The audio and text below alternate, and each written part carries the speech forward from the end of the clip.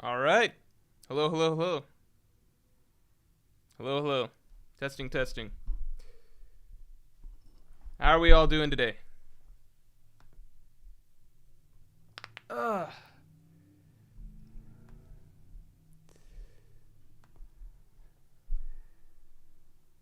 Maybe Lorge is the Zoro we met along the way, always being late because he got himself lost. He's setting up everything at this rate. I did not set up anything. Javier Gil. So before this, Javier Gil says, "Hey, let's cut." I like Javier Gil. I had to make him a mod just for this. Javier Gil said, "Hey, let's cut him some slack. He's never played a game on Steam before. Maybe he's setting it up." No, I've never played a game on stream before. I've never played a game on stream before. I've already played and beaten Sekiro. So this is just gonna be me playing some bosses and maybe, if we feel like it, starting a new game plus to go for the sure ending. Um, but yeah, you're being very, very optimistic. I was not setting up anything. I did do one thing. I brought my controller over here, so that's there. Um, yeah, I did that. But besides that, there's been no setup or anything. Let's get the stream likes to 100. Ender Ayanami says Morj looks like he just got back from fighting the Green Goblin. I was at the gym, so that's the closest thing, I guess. Or maybe that's what Spider-Man would say to cover up the fact that he was fighting the Green Goblin. Yeah, I was at the gym. Let's just go with that. I wasn't saving any lives or anything like that, you know? Novox says, "Wonder how Sekiro is relevant to new One Piece theories." Okay, so let me explain the concept of what we're trying to do today. Okay? What we're trying to do today is what most streamers do that I've not done, I think, almost ever, which is you talk about stuff, but then you also have something else just going on screen that you're doing simultaneously while you're talking. So we're still gonna talk One Piece. Anybody that asks One Piece stuff, we're still gonna talk One Piece. Um, Rick Raptor Nightcore says, "Did you help an old lady at the gym?" No. I think it's better if they figure out themselves that they're not fit, not cut out to be at the same gym as I am.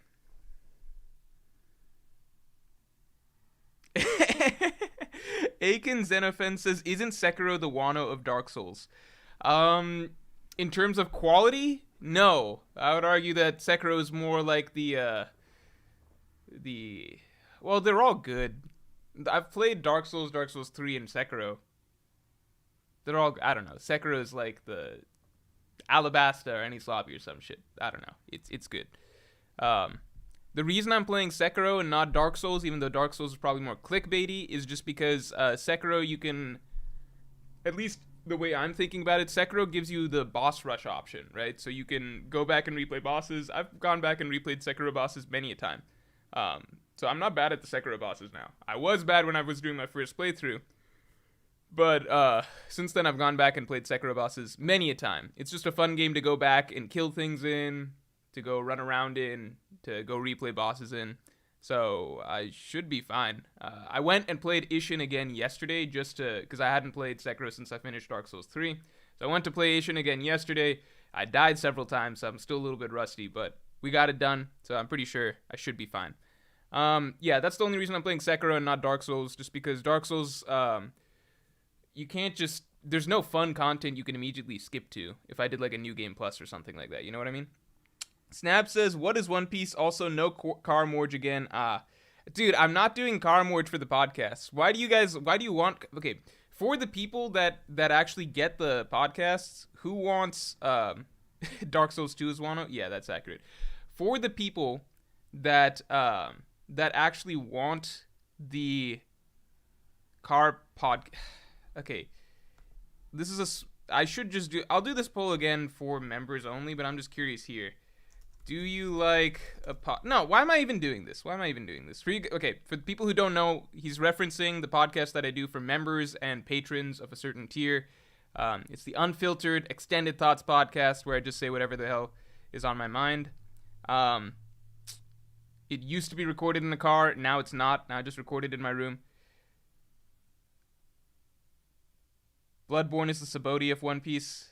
Bloodborne is the Sabaody of Souls games, right? I've never played Bloodborne. Everybody says I really want to play Bloodborne because people say so many good things about it. It sounds like it combines, like it has kind of the best of everything in a sense, like really good atmosphere, like Dark Souls 1, really good combat, like Sekiro, you know, really good level design. I don't know, it just sounds like it's got a little bit of everything, just firing on all cylinders. So I really want to play Bloodborne. The idea behind it sounds very interesting to me, but the tricky thing is I don't have a PlayStation, and I'm not going to buy a PlayStation just to play that, you know? Motorcycle Morj? When I was in high school and other people were getting cars and stuff, I was so convinced. I was like, why don't I just get a motorcycle? Right? Like, motorcycle's the coolest thing you could get. I would look so much cooler than all these guys riding around in cars. It did not occur to me that I would never be able to afford a motorcycle, and my parents would never buy me a motorcycle. And yeah, I got to drive the one of the two cars that we had basically sometimes to school. That's what I got. But I don't know. Motorcycle still seems fun, but the time has passed where I'd be particularly interested in owning a motorcycle. Alpha Pancake says, Morj, you're gonna do the Demon Bell plus no Kuro's Charm? Okay, this is the funniest shit. So, after I'd beaten the game, for those of you who don't know, after I'd beaten Sekiro, here's what the Demon Bell thing is. So I beat Sekiro, and then this was before I started Dark Souls. I was just mindlessly running around doing stuff. I was trying to go back through areas I'd already gone through, explore, see if there's stuff I missed. So then eventually on Senpo Temple, I'm traveling, I'm exploring, find this area that I'd never been to before, and after a good deal of exploration, I'm so excited. I'm like, okay, I'm going to get all the way to this sculptor's idol that I could see from a distance. I wonder what's here, and then I get there, and they give you this special item. It's a bell, and it's a demon bell, and keep in mind, I've worked like 40 minutes. It took a while for me to figure out how to get here. So for 40 minutes, I'm striving. I finally figure out how to get there. They give me this thing, a demon bell, and I'm like, oh boy, I wonder what the fuck this does. I remember reading about this on Reddit, and the demon bell just causes you more damage or some shit, or it like makes enemies harder or something like that. It's something stupid. I'm like, this isn't a reward. This is fucking punishment. It's like, well, you can use the demon bell if you want. I'm like, why the fuck? Is there a way I could throw this out of my inventory? Chuck it off a cliff? Why the fuck would I want a demon bell? And then what's the other thing? Kuro's Charm. That's New Game Plus, right? Yeah, I'm not gonna do. No, if I do New Game Plus, I'm not a masochist. I'm not gonna I'm not gonna like forcefully make things harder for myself. I'm just not gonna do that. You know, the game already does that for you. It's a different kind of reward. No, it's stupid. Soliloquy says drop rates is good in exchange. Yeah, but Sekiro dropping items and stuff doesn't really matter ever, because you just need your sword and the gourds pretty much. It's not like Dark Souls where drop rates, like, things have value. Sekiro items have no value. They're just random shit. I mean, it's always nice you get another pellet or something like that, but for the most part it doesn't matter.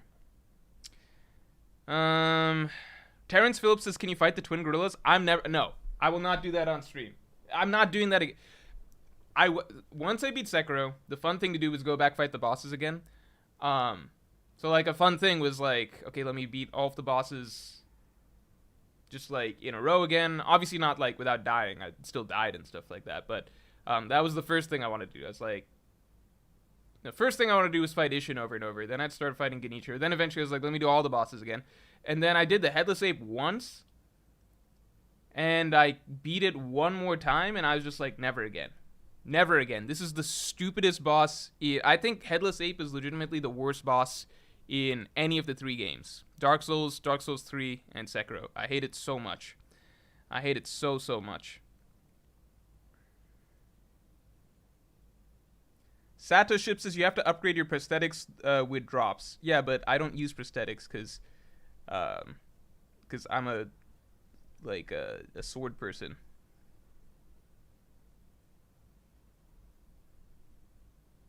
Sekiro greater than Elden Ring? I haven't played Elden Ring. I'll play Elden Ring at some point. Patrick Alvis is worse than the Bed of Chaos. I hate the Headless Ape more because Beta Chaos, I had to look up how to beat Beta Chaos. I saw everybody on Reddit complaining about Beta Chaos, so I knew it was going to be really bad from the start, and I knew it was something platforming based from what people were saying. When I got there, it was as bad as advertised, but I just looked up how to beat it. For Dark Souls, for the record, there's not a single other boss that I looked up anything to beat, right?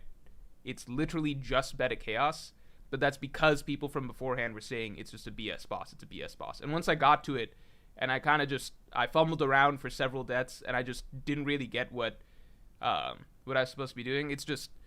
I just didn't count it, basically, if you guys accept that explanation. But I just looked up what to do for Bed of Chaos.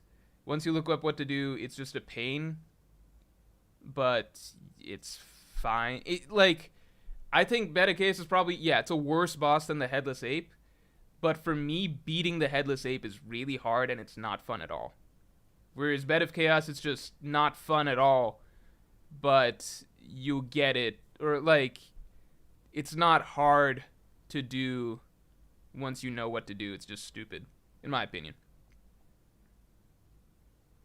Daniel Freer says Demon of Hatred is 10 times the Headless Ape difficulty. I'll do Demon of Hatred today. I don't think Demon of Hatred is that bad. Bassem El Madawi says you should stay on form and spend the stream talking about everything besides Sekiro. Have a good stream. I'll still talk One Piece. Javier Gill asks, do you play any One Piece games? If this stream is moderately enjoyed by people, maybe I'll do, my editor/producer keeps saying, hey, why don't you do One Piece Odyssey? To me, One Piece Odyssey just doesn't seem fun, but maybe it's fun to some people. Alright, let me move things around. Eric Torlado says Morj isn't playing. I'll pull it up right now. Here's the one worry, which is that I'm worried that the game will... This is the most advanced thing I've ever attempted to do as a streamer, which is streaming a game, right? I have a good laptop. It is technically a gaming laptop, so it should be able to do this. It's just one of the higher end laptops that can process a lot. Main purpose is for videos and stuff, but it has the nice side benefit of being good for games, so it should be good for this. The thing is, I've never tried doing Sekiro or Dark Souls or any of these things while streaming before, so I don't know. I don't know. We'll have to see how it goes. The one thing I'll say is that there's one boss that has recently... I tried it, and it crashed the game, which is the Corrupted Monk. So the purple one, not the one on the bridge. So don't ask me to do that one. It does... I checked it again yesterday because I knew I was going to do a Sekiro stream today. So I checked it again. I played Isshin. I played Genichiro. I was like, okay, let me check Corrupted Monk. Crashed the game right away. So I'm a little worried about that. But we just won't do that one. I don't know why that crashes the game. I don't know if any of the other bosses crashed the game, but I did check Isshin. I did check Genichiro. That's fine. And I've never really had that problem before, so I don't really know what the problem is. But yeah, we can see. Kling Papa says, but Corrupted Monk is required for sure ending.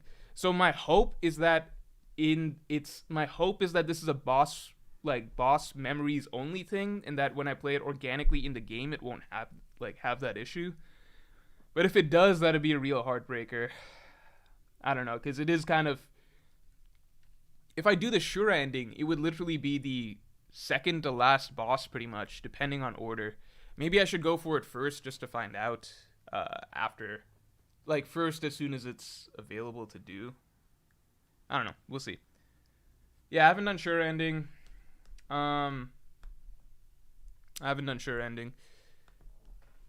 So that's the one I could try. Alright, let's see. Let's hope that this goes well.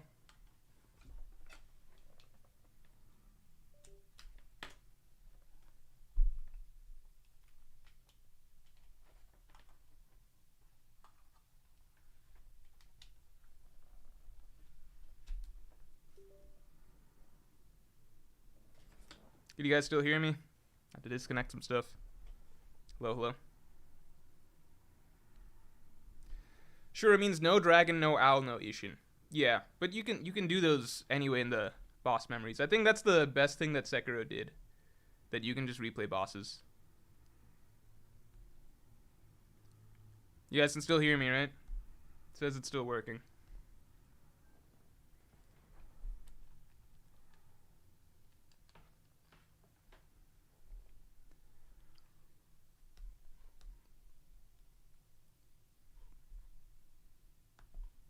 Okay, I'm a little bit concerned still, just because I haven't done this stuff before. Okay, so this should work.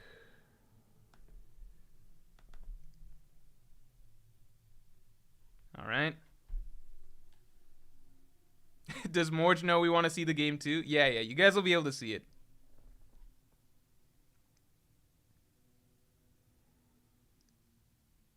Goldie Aces finally? It's only been like 10 minutes. Come on. We started the stream like 15 minutes ago. Oh, wait, what about audio? Can you guys hear the audio from the game? Can you guys hear audio from the game? Someone tell me if you can hear audio. Can I turn down audio?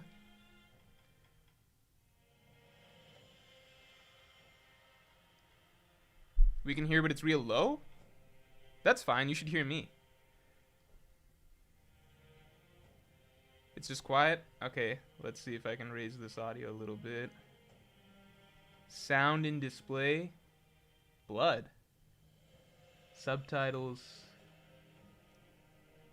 Can I just turn all the sound up?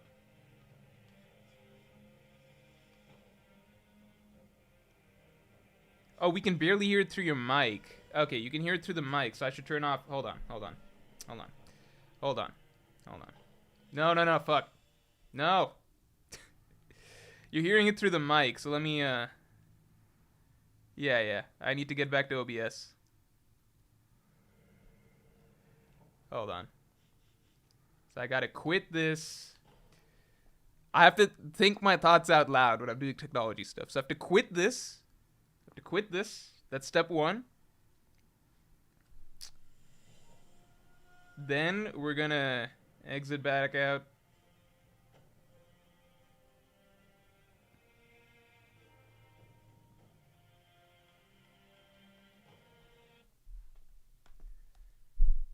Yeah, I have to turn on desktop audio. Okay. Now I'm worried it might be too loud.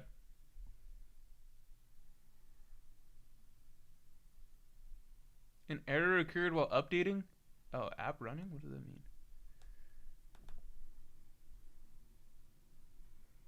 Okay, I think we're good. Skylar Galicia says, is the monk a woman? Yeah, because she's in the, she should be an Okami, right? Like just a giant Okami. Guys, let's get the stream likes to 200.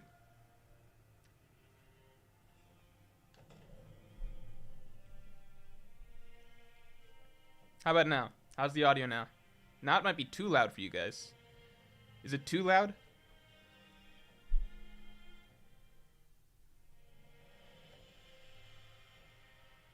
Same audio?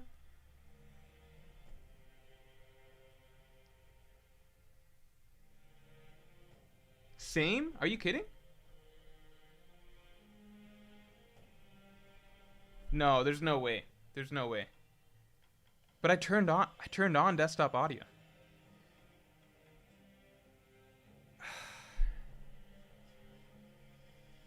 Just leave it.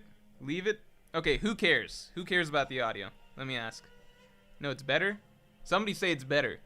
If it's not better, then we have to go back and do it again. Could be louder. Leave it like that. Barely better. Check OBS while game is open. The thing is, I can't do that. Wait, why don't I just move my OBS to the other monitor? Oh my god. Wait, but then would it display... Which monitor would it display?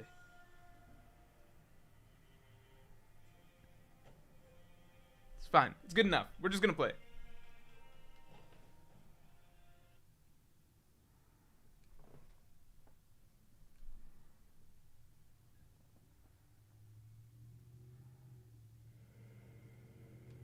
Okay.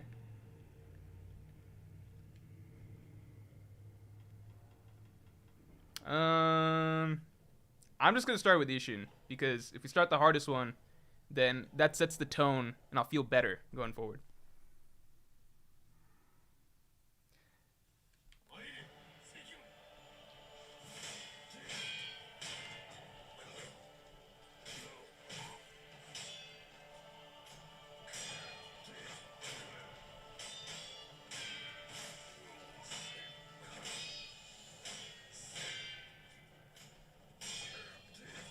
Oh, it's running a little slow.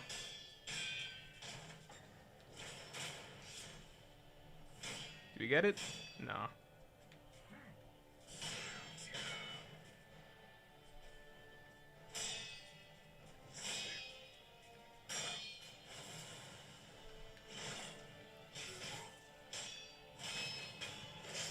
Alright, pretty good start.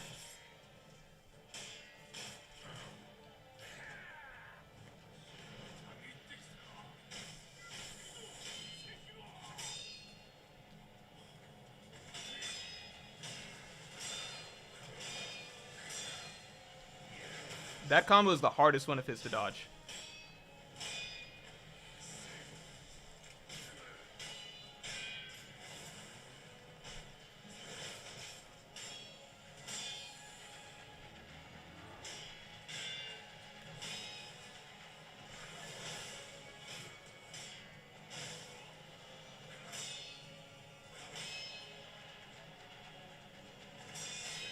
Why is he doing it again?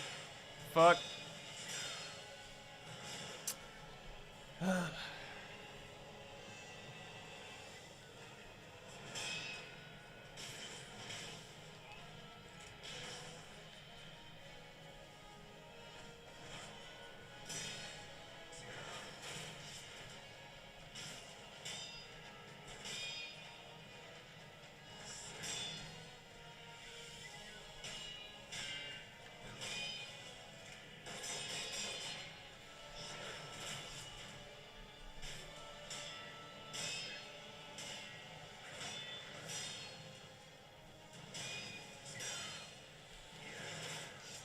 Did you do it? Yeah.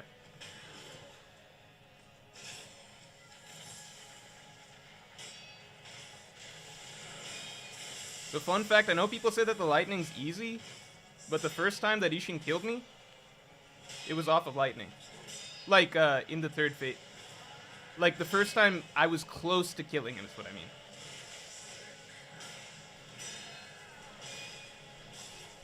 Ah. Let me drink.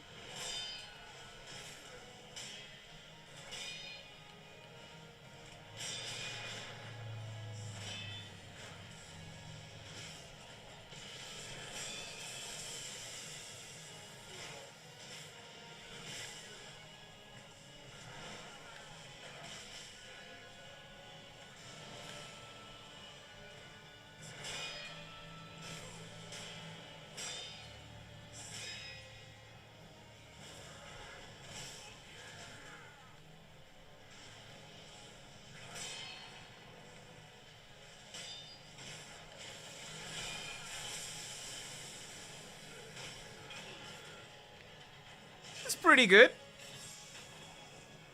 To be fair, I did play Isshin again yesterday. I've never done a Gauntlet of Strength, and I don't want to. It seems too difficult.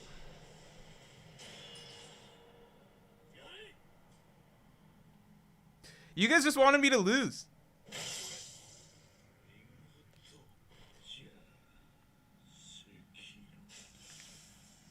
Alright, so we got that out of the way. Now I feel good doing about any other of the bosses. Alright, I will try and do more commentary. I can do more commentary, but this is the first time having to multitask. Alright, what do we want to do?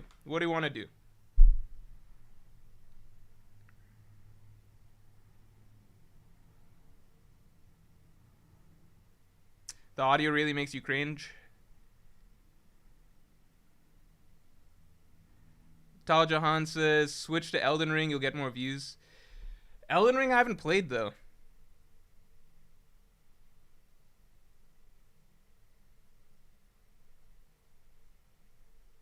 Miss says, yo, Morj is actually insanely good.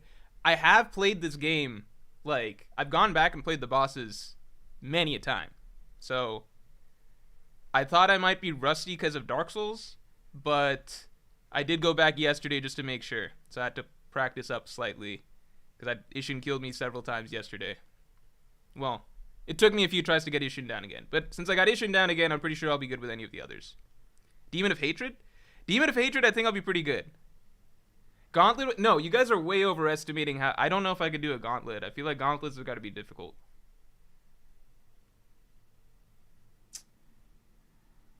Okay, I'll do Demon... How about I do Demon of Hatred? I'll do Demon of Hatred. Tal Jahan says that's the point. If you haven't played Elden Ring, we get to see your first time in. No, because you guys don't understand. I think I've explained this before. I don't want to play games to entertain other people. I'm doing this because I've already beaten this game. But for me, if I'm playing a game, I want to be able to enjoy the game. I want to be able to sit down and just enjoy the game, have a sense of immersion, probably be smoking, or have a beer in my hand, and just be in front of a big TV. That's what I prefer. Well, yeah, that's preferred. Well, honestly, I don't play in front of a TV. I take this laptop and then I place it on a thing, yeah, just basically I play it in my bed, basically. So, I just want to be really comfortable when I'm playing a game. It's the same reason I don't do, like, One Piece live reactions, because for me, it's just not worth it. Yeah, I'd probably get more views if I did a live reaction and stuff like that to One Piece stuff, but I prefer reading a One Piece chapter how I want to read a One Piece chapter, which is very relaxed, start the day off right. You get what I'm saying? Just connect the laptop to a TV easy. I'm going to be honest, I prefer just playing it in my bed. It's just more fun. Alright, how about I do Demon of Hatred, and then I'll consider doing a Gauntlet. We want to see you lose, says Salah Dijashi. I mean, I said I'll do New Game Plus, and that's something for me, that's like, doing the sure ending is like in the middle, because I've never played those two bosses at the end of that, so it's new for me, but I also don't care as much, because I've done this game already, so I don't care about, the sense of immersion when it comes to beating a different version of Isshin, you know what I'm saying? Caleb Brown says, while playing, explain why Chopper is the worst Straw Hat. Okay, how about we do that? Let's do a challenge. Okay, while playing, explain why Chopper is the worst Straw Hat. But the thing is, I don't think that Chopper is the worst Straw Hat. I don't think Chopper is the worst Straw Hat, though. Chopper's a... Okay, so I've always said this, which is, like... Chopper, in my opinion, I feel like he has had, especially pre-time skip, his growth was generally pretty good. Because if you look at, obviously Drum Kingdom. Like, Drum Kingdom was a great start for him, and then Alabasta was kind of tame. But Alabasta was interesting because it's the first arc that set off his relationship with Usopp, and Usopp was kind of trying to coach him basically on how to be a man and how to be a pirate. Because Chopper was obviously stronger in the fight, but Usopp was the one kind of coaching him, like, about the like... just the philosophy of what he's trying to be. And I feel like that carried over really well to the next arc, which was Skypiea. Because in Skypiea, everybody forgets Chopper's arc in Skypiea. He low-key had the second best Straw Hat arc in Skypiea next to Nami. In Skypiea, it was basically like... It was Chopper learning how to be a man, but by himself this time. So Usopp kind of gave him, like, a lot of the ideas during the Mr. 4 fight. But, oh, fuck. Fuck.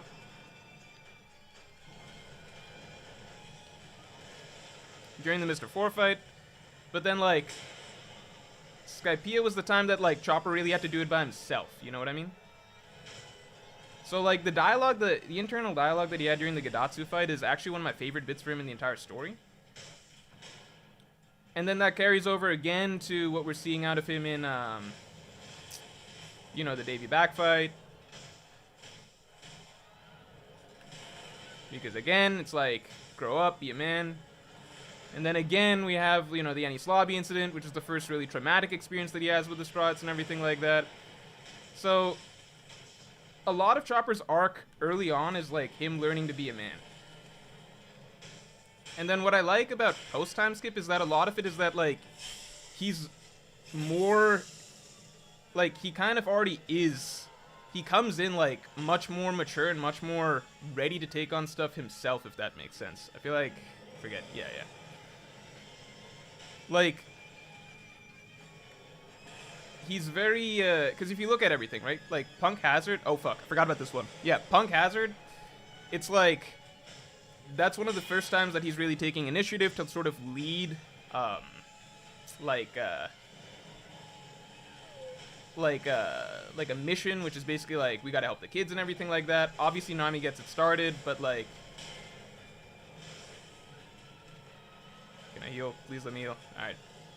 Yeah, Nami gets it started and everything like that, but the latter half of the arc was definitely like him kind of taking lead.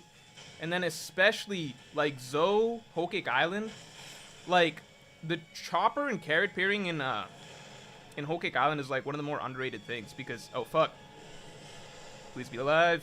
Let me heal. All right, chopper Whole Cake Island. It's like,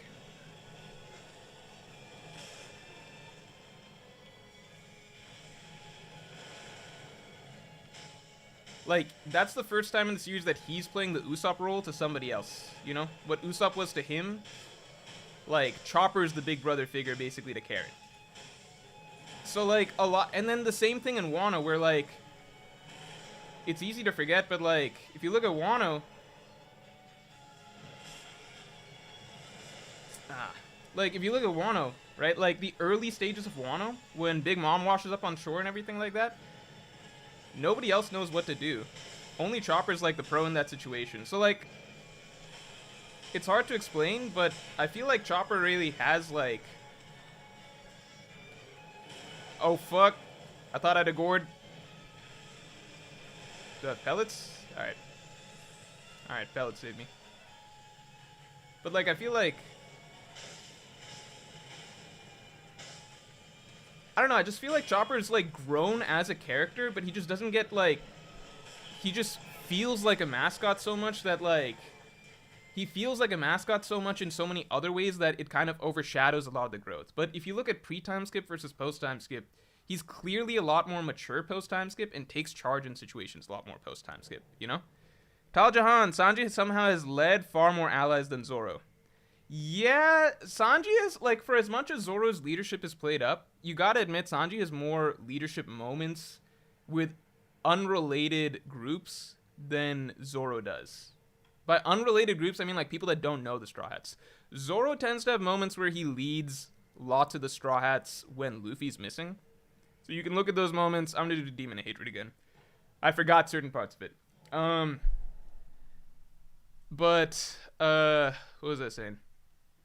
Yeah, like, Zoro, good moments, like, obviously, there's scenes in Enies Lobby, Thriller Bark. There's generally a lot of good scenes, even Alabasta, a lot of good small scenes where Zoro kind of, like, leads the Straw Hats when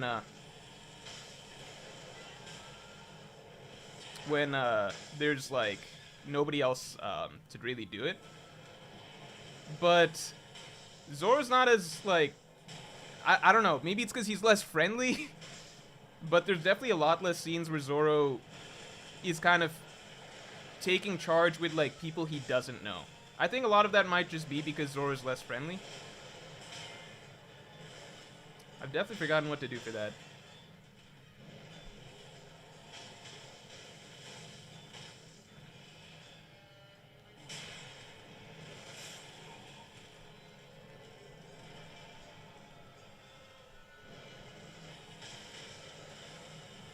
I think I just jumped there. Maybe I was jumping too early. I don't know.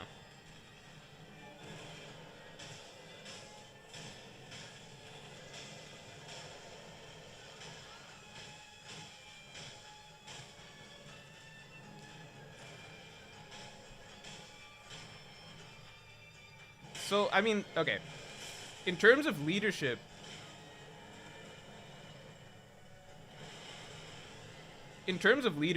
like, I feel like a lot of the Straw Hats low-key have good leadership moments, but just aren't played up as leaders. Like, Usopp has good leadership moments, honestly. Like, he led the Tontadas. He's good at tricking people into believing that they should follow him. He's oh my god, fuck. He's genuinely good at that. But at the same time, it's like, Zoro's got the the thing about Zoro is that he's able to kind of command respect without trying as much, which I think in One Piece is more indicative of like the Conqueror's Haki spirit at the end of the day. So even if Zoro doesn't go around like leading people too much, he has like the oh fuck, definitely gonna get hit by that.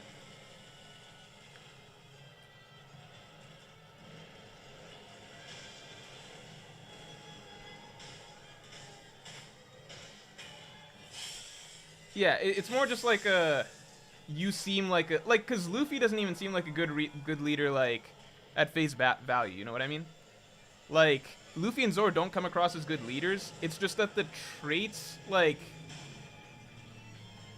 they're just written in One Piece as basically having a certain sort of charisma where like people are kind of just like, wait, I should follow this guy. You know what I mean? I don't know if that makes any sense.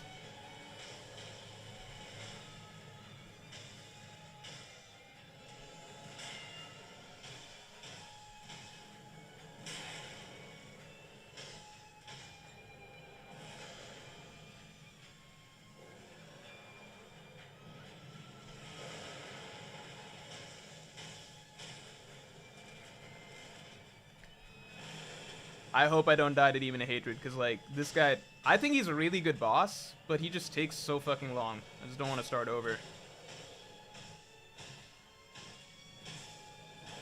Oh, I only have 3 gourds. Fuck. Leo Rectus says, I think the best Straw Hat members is already ranked by their joining order. The best Straw Hat members is ranked by their joining order.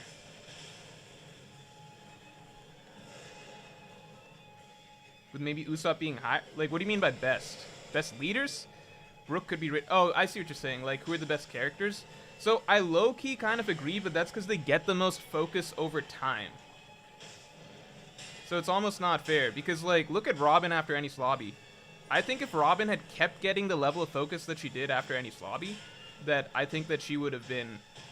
Like, I definitely think that she would be considered... I mean, she is obviously still a really good character. It's just that, oh my god, she's still really a good, like, a very good character. It's just that, like,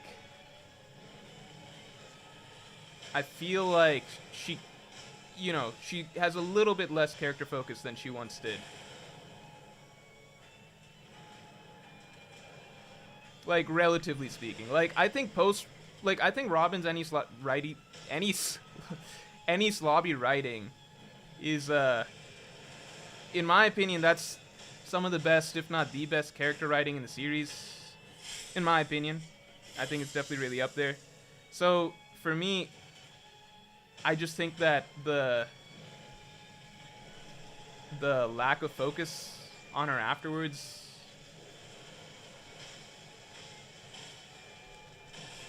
Oof. Yeah, Demon of Hatred, I've forgotten some stuff. Like that. Fuck. Oh, I'm still alive. Let me live. I want to live. Okay.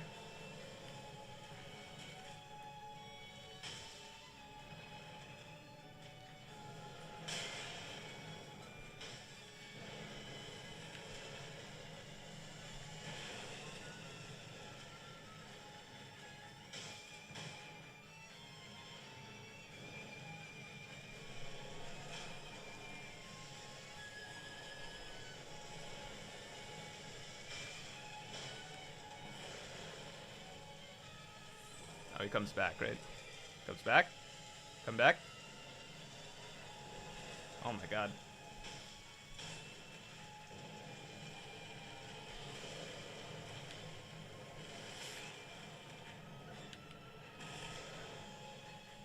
Guess I'll pop another pill.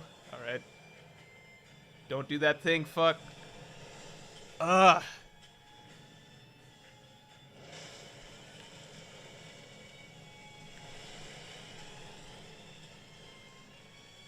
I really don't want to start this over again.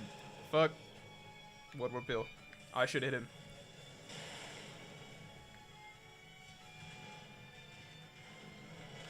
Alright, we'll be fine. We'll be fine.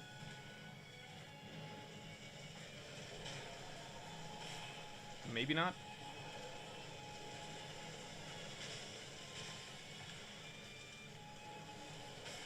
Ah, this is hard.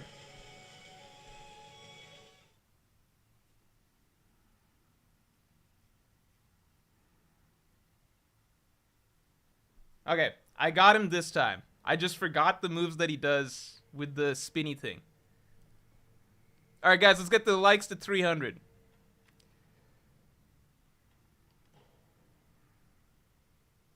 Daniel, for your sin, says, who's harder, Demon of Hatred or Headless Morj? I feel like I should do Demon of Hatred this try, basically. Versus Headless Ape, if you made me do Headless Ape right now, I don't know. I feel like I would get it. It would just be so fucking painful. Because I really don't know what to do when there's, like, the two gorilla things. Like, in my opinion, I feel like these FromSoft games, it just comes down to, at some point, you just figure out what you're supposed to do. And then once you figure out what you're supposed to do, then you're mostly fine. But, the Headless, like... Just never figured out, like, a trick for, like, you just have to deal with two fucking gorillas, and it's hard. I just don't know if there's, like, a clean trick to do against them. You know? If somebody knows a trick, I'd be happy to just do that. That'd be preferred.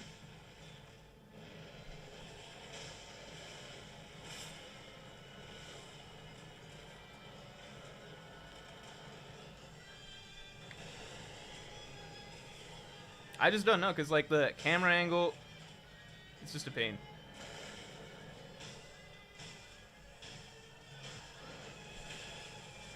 Oh, now I'm getting too greedy, because I just want it to be over with. You're not using hockey, that's why you're struggling? Sekiro's, like, a really funny character, because he's, like... It doesn't make sense why he's able to deflect the things he can deflect, but then he randomly has trouble, like, against, like, an armored warrior. Like, just a dude wearing armor. I feel like Sekiro's really good at, deflecting things, but really bad at cutting things. Nami as a side character after Eni's lobby is greater than Sanji. Nami is a side character after Eni's lobby. Sanji greater. I would kind of agree. I feel like it's just hard to say because, like, the Straw Hats... Okay, if I had to say which Straw Hats have had the most focus post Eni's lobby, I feel like Nami... Okay, no. Because if you look at Whole Cake Island, Nami got good focus in Whole Cake Island. She got good focus in, Punk Hazard. She's had good arcs and stuff like that. I feel like recency bias plays a big deal here because we just got through Wano, which is a very long arc. And in Wano, obviously not a lot of focus on Nami or anything like that. But that's not to say that... I think that Oda's done things as best as he can to try and make Nami feel important again.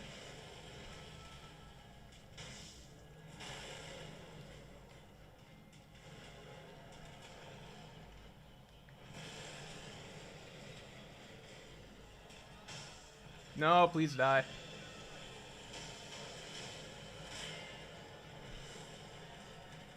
Still? I have to do this again? Oh my god. Like, look at this. There's no damage. He's not doing any damage to him. Do some damage.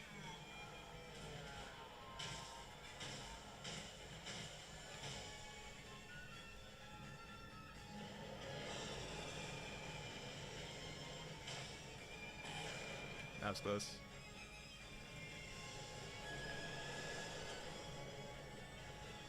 Okay, she didn't... Okay, I won't say Punk Hazard was great. I won't say Punk Hazard was great for Nami. But I do think Whole Cake was a very good arc for Nami. I feel like Whole Cake, she was back in that role of... I think Nami's at her best when she's put in roles where she's a foil for Luffy. Meaning, like, Skypiea. I don't know how to dodge that at close range.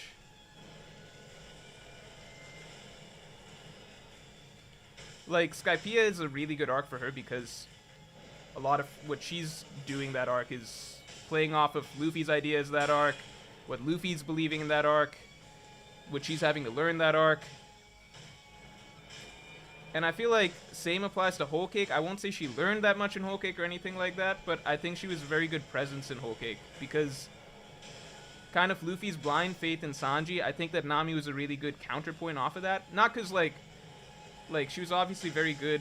Like, I don't think she was unfair to Sanji by any means, but I think it just helped play up. You know, Nami clearly cared about Sanji too, as much as Luffy, but it helped showcase that extra level of faith that Luffy had in Sanji, and that Nami didn't, like, Nami bought his, oh, I'm a royal prince, I don't give a fuck about you guys act. She bought that for a moment, whereas I think it was a little stronger that Luffy still didn't. You get what I'm saying? Oh, why am I not using, I should use Mortal Draw, I'm stupid.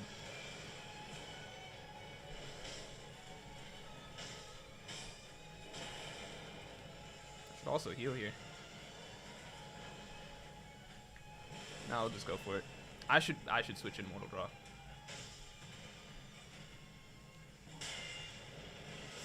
I should have healed. Alright.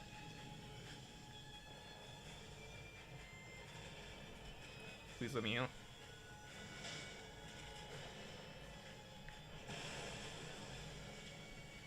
Maybe I get time to switch in Mortal Draw. Wait, oh yeah, wait, Sekiro, you can just pause. You can literally just pause. Sekiro, you could just pause. I forgot about this. Hello, Morj, how are you doing? Also, respect for not wanting to stream your initial reactions to One Piece chapters or video games, says I'm a pirate. I forgot you could just pause in Sekiro. I could have been pausing, reading chat, unpausing. This is ridiculous. Yeah, I mean, it's just not worth it to me. It's, I'm gonna use Mortal Draw. Mortal Draw is really good against him, I'm pretty sure. Fuck. Should have done it, like, right there.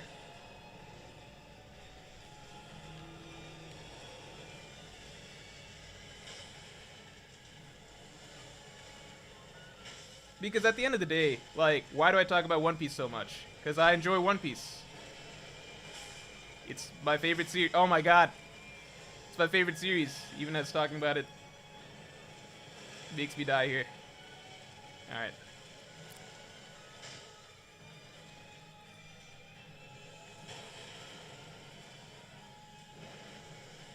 Oh.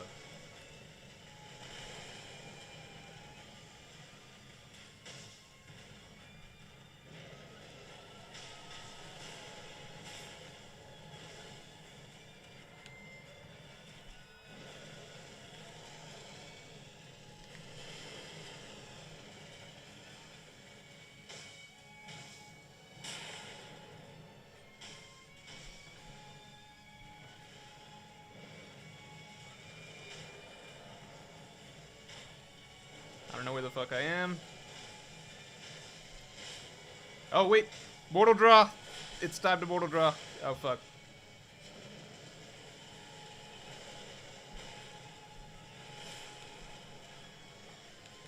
No! Oh, my God. Leo Rector says, to be honest, it's unfair to ignore all of Sanji's horrendous gags. I should have gotten him that time. I will. This is my one excuse that I'll give. It is hard to focus on chat at this, or not focus on chat, but it is hard to talk, keep a straight train of thought at the same time as fighting this thing. Because I swear Demon of Hatred's not that hard. I swear he's not that hard. I just lose focus for moments. The Tatsumaki says you can't struggle to a boss you call easy. Okay, let's get him this time. Okay, that's a terrible start. That's okay. That's okay. I never said Demon of Hatred is easy, though, I don't think. I just don't think he's that hard. Like, I think Headless Ape is harder. I don't know. I think Isshin is harder.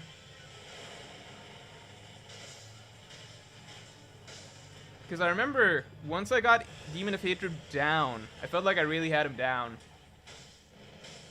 I'm just forgetting small things.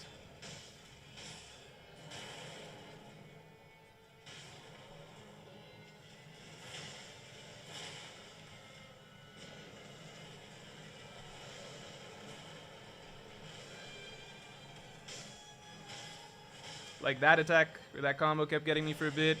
Mirula says, Morj, how do you think Zoro would react if he found out that's what Sanji did to Luffy at Whole Cake Island? Oh, this question again? I don't think Zoro would do anything, man. I just don't think that, like, it's a different situation. It's the same reason Zoro didn't blame Nami or Robin when they ran away.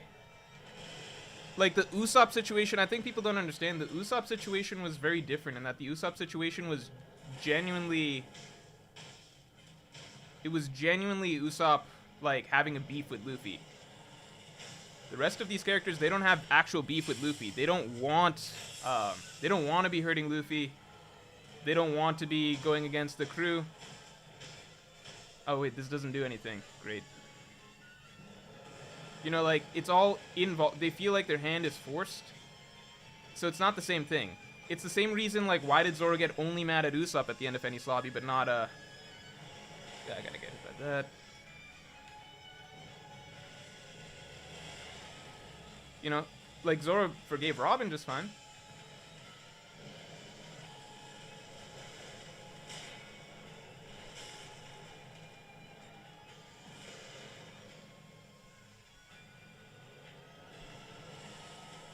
Oh, it goes all the way. Alright.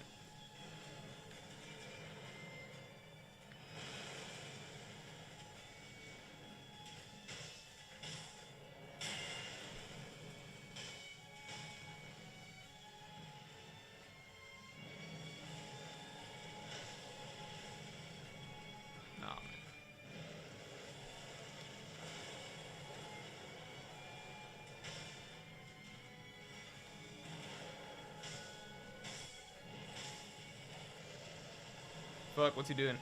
What is that?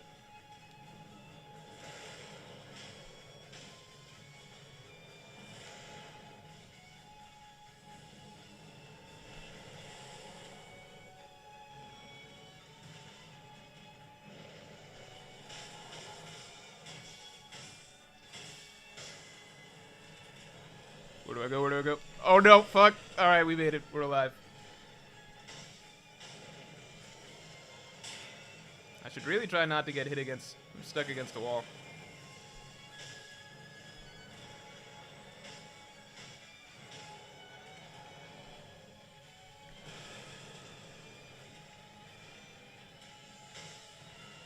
No, Usopp, his entire thing was... It was self... Like, I feel like people, like, really miss the whole point of the Usopp thing, which is that Usopp literally... everything Usopp thought was happening to Mary was something that he believed was going to happen to him. So, if you go look at the entire speech Usopp has, once Mary's, you know, once he finds out about Mary and everything like that, the entire speech is literally, oh, this is what you do to your crewmates and stuff like that. Once you realize that they're no use to you, you just cast them aside because they're not good enough. And you, like, go look for something better. Usopp, it was all his own insecurities coming out. That's why it's not the same, like... Uh-oh. Why am I by a cliff?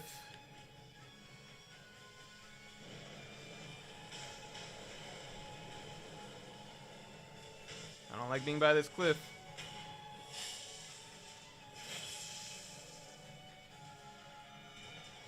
Can I mortal draw you? Uh-oh.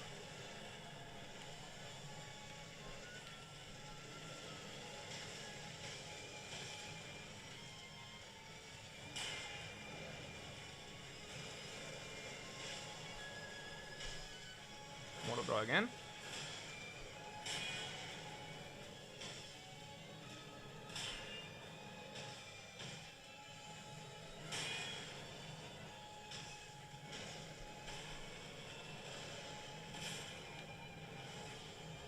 Let me heal.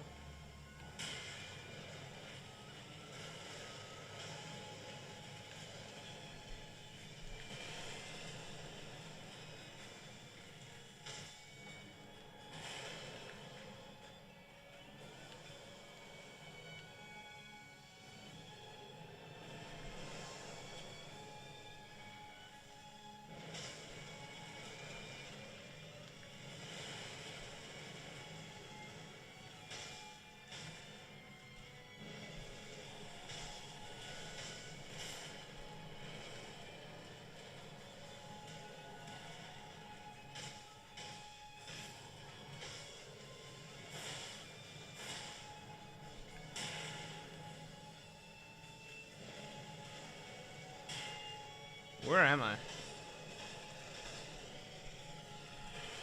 Oh my god.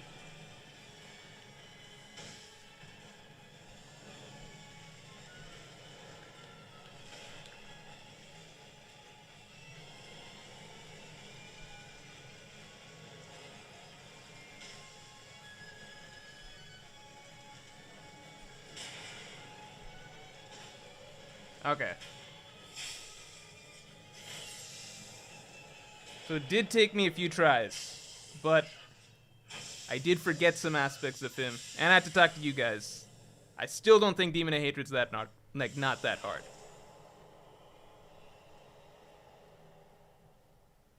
Hurrying Lyrics 44 says he saved both Robin and also Luffy. He's gonna die and blame Law. Who are we talking about?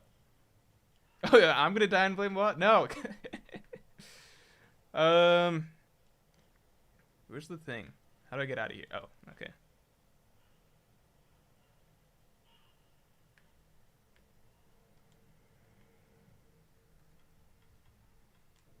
Alright, what do I do next? Do I do a gauntlet? Let me try a gauntlet. I'll try a gauntlet. I will try a gauntlet. How do I get to the gauntlets?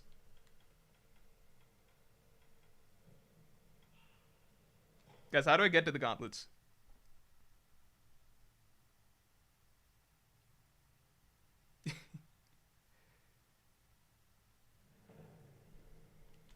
Do I just... Oh, duh. Okay.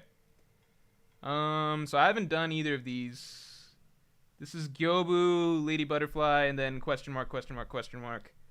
This is oh god. Guardian Ape, I think I'll be fine. The Owl will kill me for sure. And then I don't know.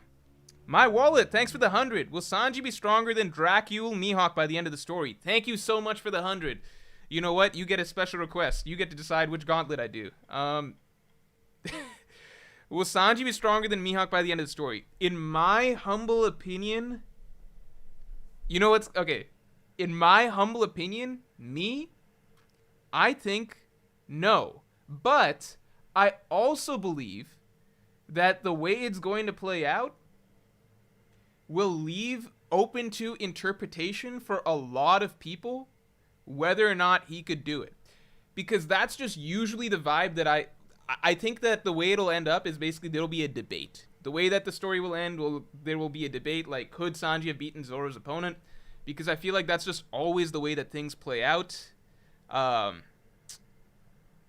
Classic example, I mean, you can go through the list, right? I mean, what did we just have? We had Wano. Zoro beats King, Sanji beats Queen. The classic question coming out of it that people want to debate all day is basically, could Sanji have beaten King? People are looking at this Lunarian matchup right now between Sanji versus Lunarian Jinbei, and they're going to draw a lot of conclusions from that. Can Sanji even damage a Lunarian? Things like that are going to be up for debate. Yeah, the debate of whether Sanji... That's the thing. The debate that always comes out after one of these big arcs is basically, how far apart were Zoro and Sanji's opponents? How far apart were their opponents? And how much did Sanji struggle with his opponent? And therefore, what could Sanji potentially do against Zoro's opponent? So, as blasphemous as it may sound, there will be, I'm promising you right now, there will be a debate by the end of the story. Could Sanji beat Mihawk? That debate will exist. Unless Oda really throws Sanji under the bus, Sanji gets no good fights or anything like that at the end of the story, but I just doubt that that's going to be the case, considering, look at what Oda's doing right now in Egghead Island, you know? In Egghead Island, they all get to fight the Lunarian. I think it's pretty much... just always going to be a debate. Because Oda, he just plays with it. He's like, how far apart is Sanji from Zoro? Like, is it even a discussion? You know what? Here, he gets the same fight as the other two Monster Trio members are getting right now. People are making a lot of assumptions, which is basically, no Conqueror's Haki, he can't do it. No Conqueror's Haki, he can't do it. I get it. That's why I'm saying, if you ask me, he can't do it. But we can't predict the end of the story. I mean, a simple example is, most people were saying there's no way that Sanji should be able to beat a Yonko top commander. This was before Wano started, because we had just seen Luffy struggle with Katakuri and Cracker, Yonko commanders. We saw Sanji, you know, in Dressrosa and Punk Hazard, there's nothing to indicate that he would ever be able to do it. But what do you know? An arc later, he got a buff, and he can. So when you're saying Conqueror's Haki, no, if you don't have Conqueror's Haki, you can't do it, I'd be inclined to agree right now, but we never know what direction or what power-ups end up happening in the story. Thank you very much, my wallet. I appreciate it. Do Divine Air. All right, thank you. He said I get to do the easier one. All right, we're doing Divine Air.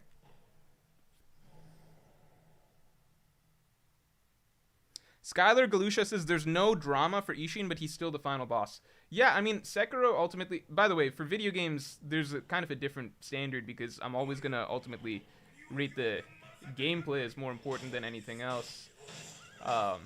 But, yeah, I feel like Isshin is...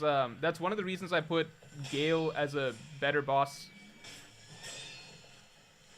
In my opinion. Oh, fuck.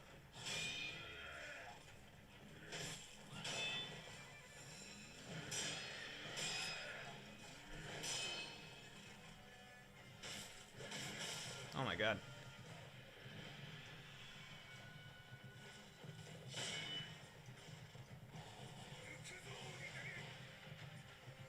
Well, I gotta tighten up. This is a gauntlet.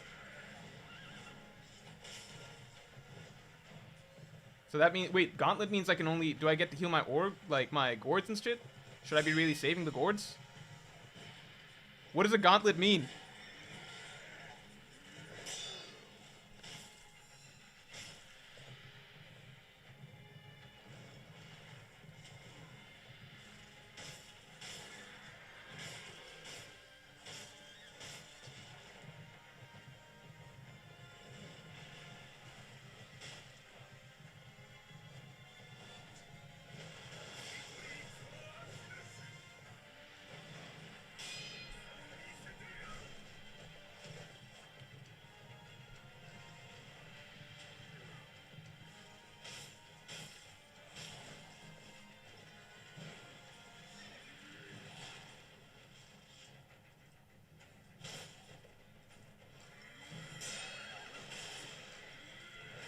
Oh my god. Can't die against Yobu.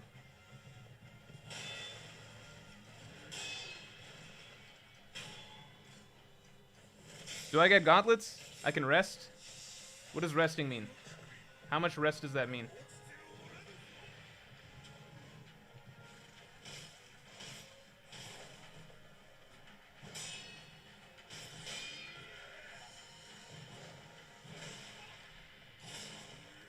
Oh my god.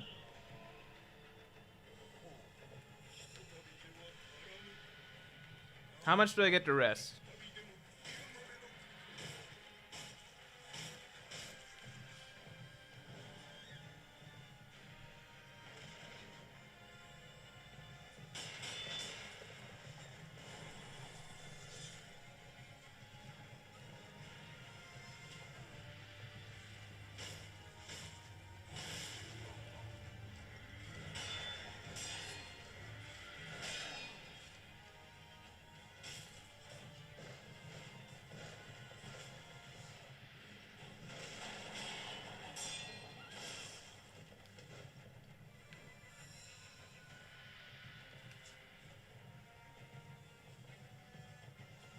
Oh, the game's kind of freezing a little bit.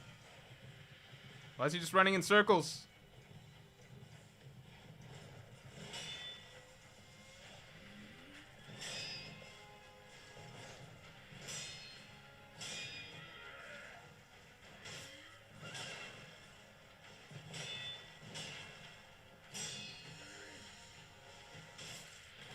I forgot his horse can jump.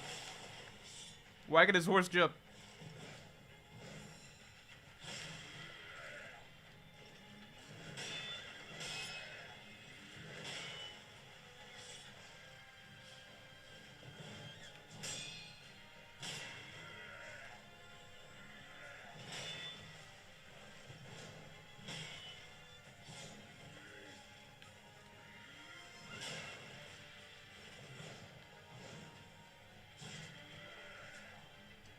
Let me drink. All right.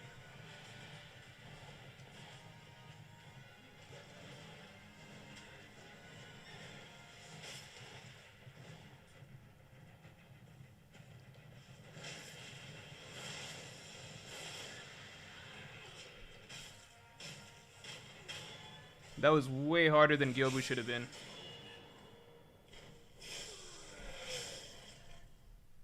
Yeah, why don't I get a horse?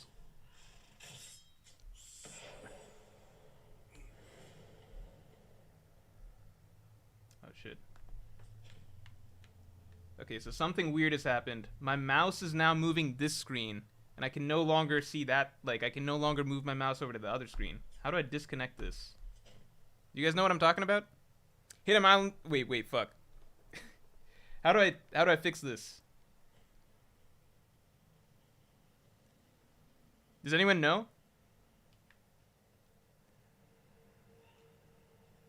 Do I get my gourds back? Thank God. All right.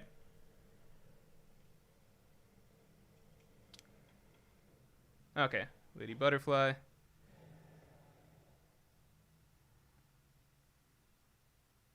Alt tab. Okay. Mahana A, thank you very much. Saw your JoJo's video on very good stuff. However, I definitely disagree on some of your points, mainly the one that you were saying JoJo's parts 1 through 6 don't carry any thematic depth nor message. I never said that. I never said that. That's not what I meant. If it came across that way, then I apologize. Parts 1 through 6 don't carry any thematic depth. First of all, thank you for the 50. Thanks for dropping in. Also, top 3 JoJo parts. Let me answer that first. 7, then people are gonna hate me for this. 8, 4. I still think that 8, despite being really extremely flawed, especially for the way it wrapped, I just prefer the nuance. It's more nuanced writing overall than previous parts. Not than part 7, but I'm saying from the first parts 1 through 6 universe. It's just more nuanced writing. There is more focus on thematic messaging. I do like the attempt at more interesting character directions and things like that. There's just more attempt to write it like a real series rather than just being its own wacky JoJo's Bizarre Adventure stuff like parts 1 through 6 were, in my opinion. As for thematic depth and messaging, no, I could say that there are definite messages that carry across all parts 1 through 6 of JoJo's. I just don't think that they were ever written in a particularly I just don't think that they were ever written. That was never the focus of JoJo's, and I don't think that they were ever written with any level of depth or really emphasis on coherent messaging. I feel like a lot of it was ideas that were thrown around, like fortune, fate, things like that, and it's cool to include those ideas, but in terms of tight messaging and getting across actual, like, an actually coherent, full philosophical sort of thesis, I suppose you would say, that doesn't really happen till part 7. And then part 8 I don't think does it too well either. Oh, fuck. Terrible start.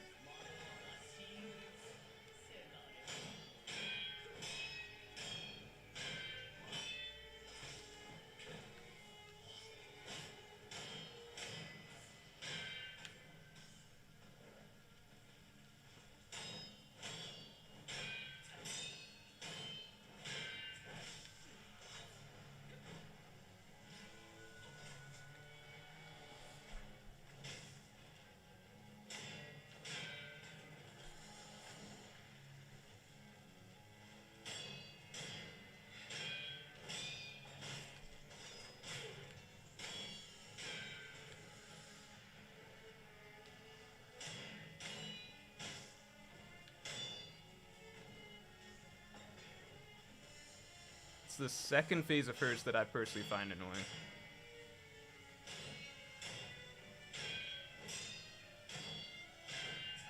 This one is pretty straightforward from... It's just got that stuff.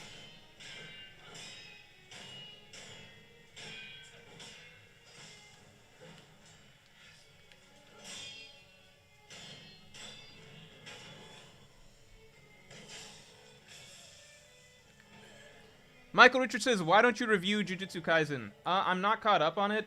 One, I like Jujutsu Kaisen. I just don't find it the most interesting shit.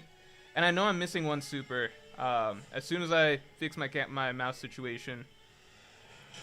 Oh, yeah. I was thinking about the the butterfly shit, but well, you guys will see in a second. Fuck. Wait, I should just hold on. Why am I not doing? Okay, do items I use here matter? You know what I mean? Like, are they used up forever? It is the new One Piece game. Damn YouTubers. Better than Wano. Wait, what's happening? I'm unsubscribed. What's happening? Talajahan says, at Neil Ritchie, it's just a laid-back gaming while talking One Piece stream. That doesn't take away from any of the regular content. I could talk One Piece if you got a question for me, Neil Ritchie. Let me use a snap seed. Forgot about these. Alright. Oh my god. What's happening? Okay. We're good. Alright. Where's she? Hello? Oh my god. What's happening? Ah, I fucking hate Lady Butterfly. Alright. I should have healed. Okay.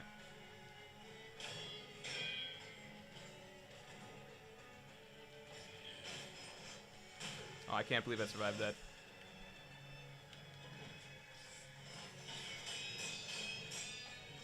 Oh my god.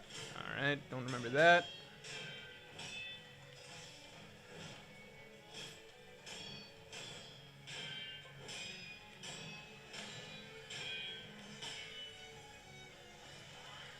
No. Let me live. Alright. Oh, not this shit again. Aha, but this time I have snaps. No, my snap seeds.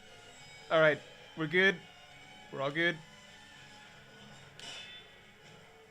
Why are they still here? Didn't I snap seed them away? Why are these guys still here? Get out of here. Alright. Alright. Oh my god, they're still here. Alright, these snap seeds do not do what they're... I should just run away.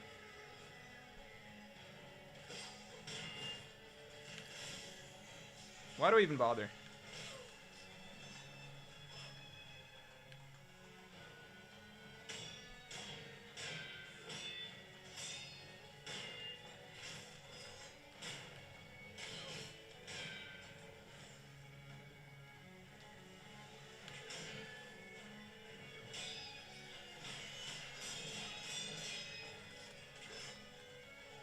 Oh, I swear I landed on her head.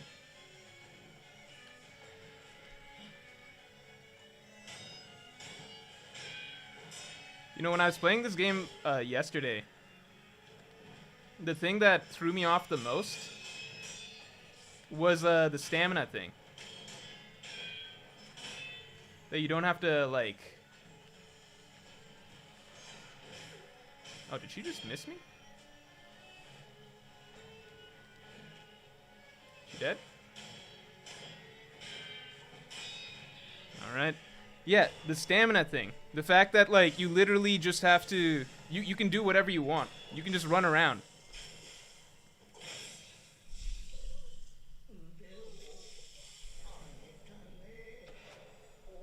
The seeds have a certain range, says Noobish Wizard. Yeah, I slowly picked up on that when they weren't doing anything. These dumbass seeds. I should have just not used them.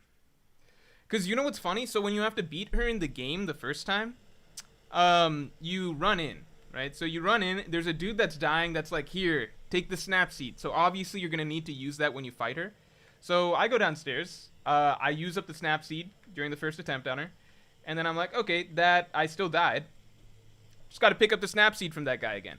He doesn't give it again. I'm so used to Legend of Zelda logic where, you know, they'll just repeatedly give you the items that you need over and over again. With snap seeds, I mean, in general in these games, it's like you just, you kind of just, either you're, you know, you make use of it the first time you get it or it's kind of done. I was not handed a snap seed again. So it's just the way it set to play anyway. So I just ran away most of the time when I was fighting her in the actual game. Are we done yet? Okay, Inner Genichiro. Oh, I've seen this. I've seen this. I've seen bits of the Inner Genichiro fight. I watched videos of the Inner Isshin fight. It looked like the same. Inner Genichiro, I know, does a extra thing. Okay, I missed a super. Let me do the... What do I do? Alt-tab. Oh my god, did I close the whole game? No, we're still good. So if I open this, okay, now I can move my mouse over. All right, let me get the supers I missed. Thank you very much for the advice. Inner Genichiro I know is cool because he can do he can like lightning reversal your lightning reversal, something like that.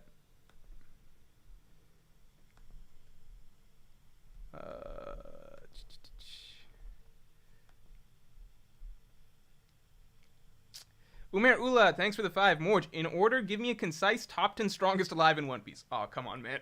You can include Big Mom and Kaido if you want, or say where they would be if alive. I'm not going to include Big Mom or Kaido because why make things even more of a headache than they are? I'll say my top 10 alive right now, off the top of my head. I'm going to go Im, Shanks, Dragon, Mihawk. I'm going to say this. Im, Shanks, Dragon, Mihawk, Akainu, all no, Im is number 1. Then Shanks, Dragon, Mihawk, Akainu can all be swapped in any given order. I just don't think, and Mihawk fans are going to hate me for this saying this, I think no matter what order you do, I don't think Mihawk is number 2 in the verse right now after Im.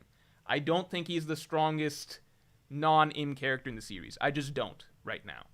If you think he's stronger than Shanks, so maybe you think that the order is like Im, then like Dragon, then Mihawk, then Shanks, or like Im, then Akainu, then Mihawk or Shanks or something, I could roll with that. I think that just no matter what you do with the order, I think Akainu could be second right now. I think Shanks could be second right now. I think Dragon could be second right now. I think Akainu could be second right now. I just don't think Mihawk could be second right now. So, you know, again, if that doesn't mean that like Mihawk could be 3, but I just don't know how to. It just doesn't make sense in my head that Mihawk would be number 2. I know a lot of Mihawk fans are going to hate that and be like, well, that's not no logic to it, blah, blah, blah. It's just, it doesn't seem as though it makes sense in the story where we're at for the strongest character that's not literally God in the story, the strongest character that's not literally God in the story to be a dude that basically just exists for Zoro, to have something to do at the end of the story. Because, I mean, it's just kind of absurd. Like, Mihawk's not that important to the narrative of One Piece, period, and even Zoro's not that important to the narrative of One Piece, right? Like, not more important. Like, we're talking about Luffy's dad that's been hyped up for God knows how long. Shanks, who's basically played the role of the big good of the entire universe for the entire story, right? And Akainu, who is potentially Luffy's most important opponent besides Blackbeard and Im, basically, right? So all of these guys, I think, could be. I just don't think Mihawk is number 2. If you're like adamant that Mihawk is stronger than Shanks, cool. Maybe Mihawk's 4, Shanks is 5, or maybe Mihawk's 2, Shanks is 3, or maybe Mihawk's 4, Shanks is 5, or maybe Mihawk's 3, Shanks is 4. I just don't think like Mihawk is 2, and then Luffy's like stronger than Luffy's dad. He's stronger than the successor to Roger. He's stronger than the strongest Marine. I just don't think that that's the case. Like, he could be stronger than any of them individually. I just don't think he's stronger than all of them. I just don't think that that's where it doesn't, like, and again, let me make it very clear when we're getting to these type of rankings. At this point in the story, there is almost no such thing as, like, a perfectly logical take, because we are at the point in the story where everything that we've seen is built on just hints, teases, hype, vague senses of portrayal that Oda has been doing, small feats here and there. It is deliberate that we're at this point in the story where we don't know who the strongest are, right? It's deliberate. Like, last chapter, who had Garp doing a feat like that? I think almost nobody, right? To say that Shanks did that 2 chapters ago, and then Garp does something that, to some people, is just as good, if not better in some ways. To some people, like, that's just something that nobody expected. So we really don't know at this point in the story. So I think that it's not something to get too upset over, in my opinion, because we're going to find out soon enough. At this point, I think it's nice that there's a sort of cloud of characters that basically could all be, 2 through 5 or something. After those groups of characters, I got Luffy and Blackbeard. I do think Luffy is stronger than Blackbeard right now, but I think Blackbeard's going to pick up something that's going to make him stronger than Luffy by the end of the day, just because I think Luffy would beat Law, if Luffy was serious, would beat Law faster than Blackbeard. Just everything. Future Sight, Conqueror's Haki, all, like, Gear 5th, with Law's abilities, what would they even do to Gear 5th? I just think everything. Yeah, I've got, and the way Blackbeard was talking, I got the sense that he probably wouldn't, he was kind of he's intimidated by a lot of characters, like old Rayleigh, like the way you talked about Kaido. It sounds like he put himself beneath Kaido and stuff like that. So I think Blackbeard's not quite at his peak level of strength yet, which is why I'm keeping out of the top 5. I think when all is said is done, he'll skyrocket up that list. So I got Luffy and Blackbeard taking up, the number 6 and the number. So I got Im, then some combination of like Shanks, Dragon, Mihawk, Akainu, Dragon, Akainu, Mihawk, Shanks, whatever order you want to say. Then I got Luffy at number 6, Blackbeard at number 7, and then some combination of probably Aokiji maybe at number 8. Aokiji could even be, I don't know. Let's say Aokiji's 8, but it's hard to put a big gap between Akainu and Aokiji. I'm going to assume that Akainu got stronger. How about that? That justifies it a bit. So Akainu at number 8, maybe Kizaru at 9, Fujitora at 10. Sengoku could maybe fall in there somewhere. It's possible that Prime Garp, Old Garp even right now cracks the top 10.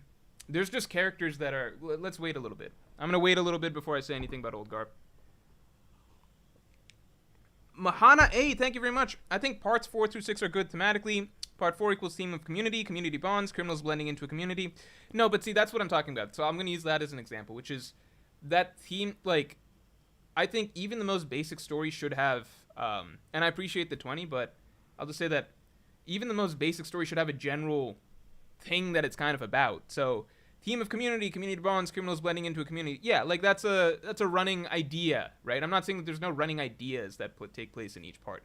But what I'm talking about is you can go through part 7, and honestly most series, and it's not just, it's about community, or it's about, when I say One Piece is about, when I say Enies Lobby Arc is about friendship or something, or Alabasta is about friendship, it's not just the general idea of friendship.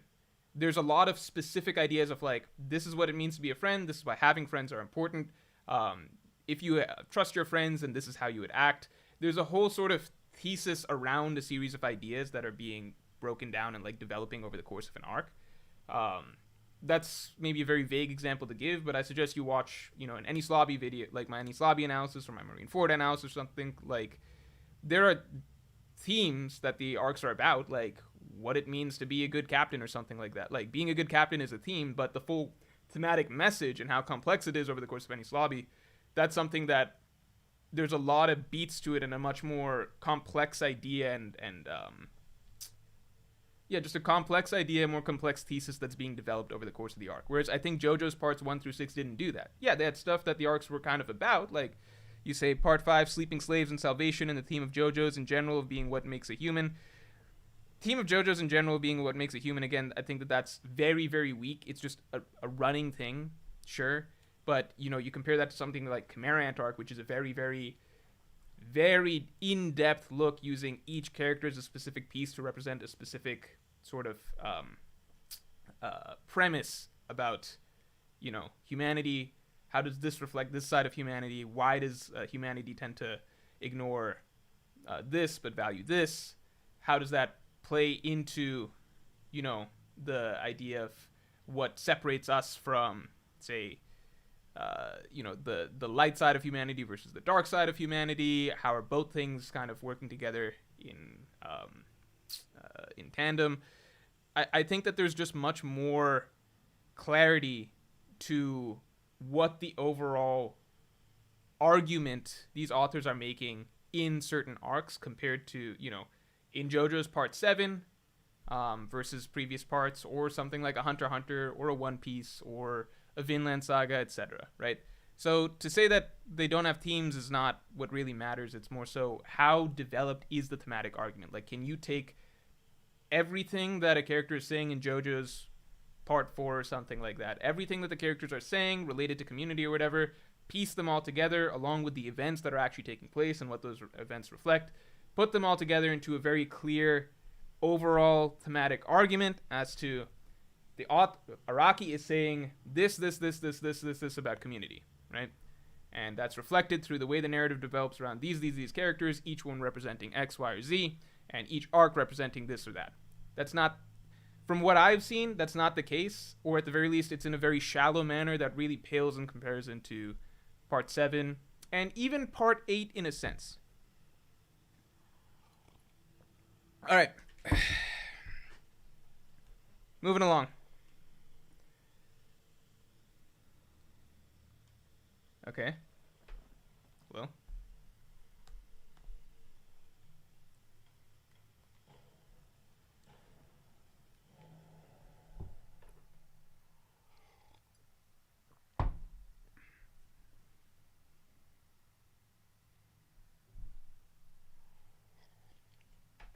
Oh, fuck.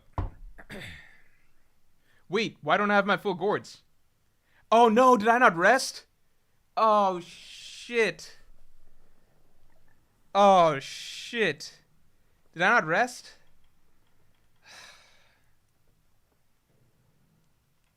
So if I use a Divine Grass here, like, does it go away? Does this shit go away?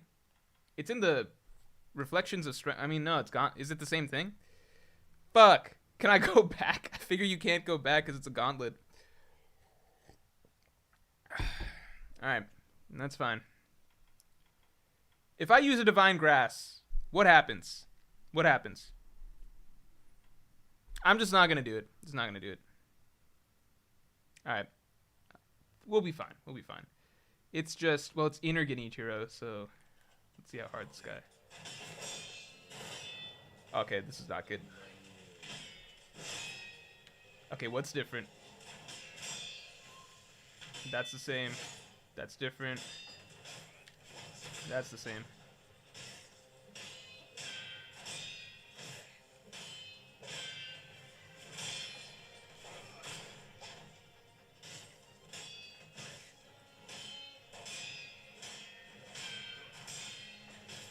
Oh, fuck.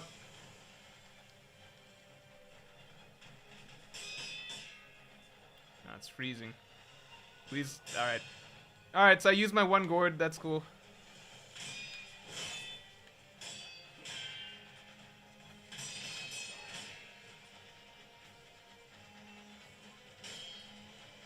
Does he not do the, Oh, yeah. Okay, so it's been replaced with that. Cool. Alright.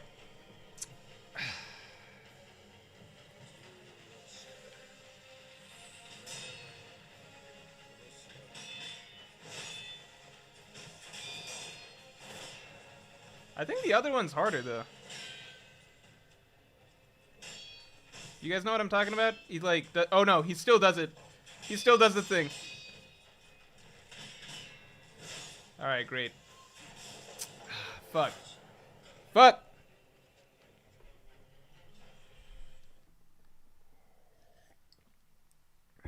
Wait, so what happens now? Did I lose the gauntlet? Oh my god. Okay, I'm doing that again. That was BS. Oh my god. Yeah, good thing Shadows died twice. Alright. I just have to do those other two. Am I allowed to... Can I just face... What's his face? Can I just face... I can... Can I just go face Inner Genichiro? I don't want to face those other two again. That's not... That's not fun. Alright, fine. I'll just... Is it fine? Fine. I'll do it.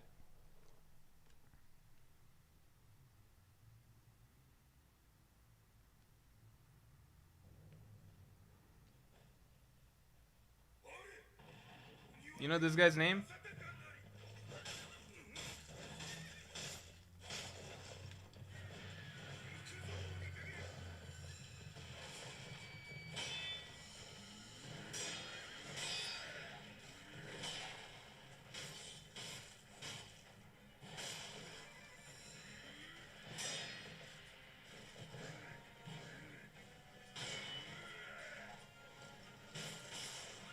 Oh my god.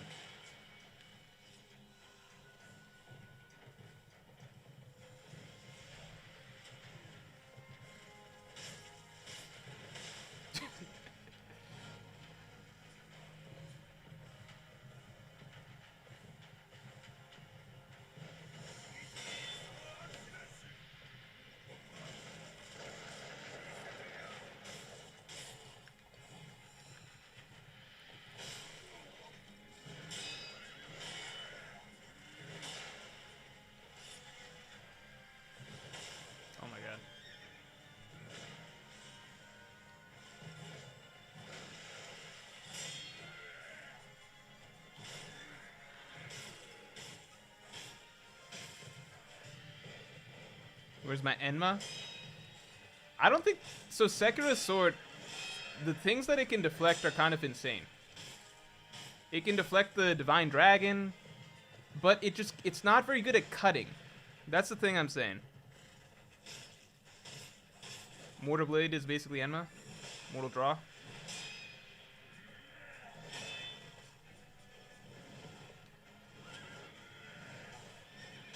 Does this do it? Uh-oh.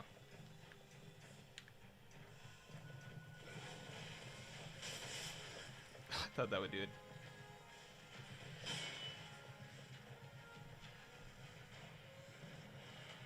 This does it? Alright. Basically a butter knife? Yeah, but it's like a really strong butter knife. Like, what's it, It's not... Yeah, it's just not a good cutting knife.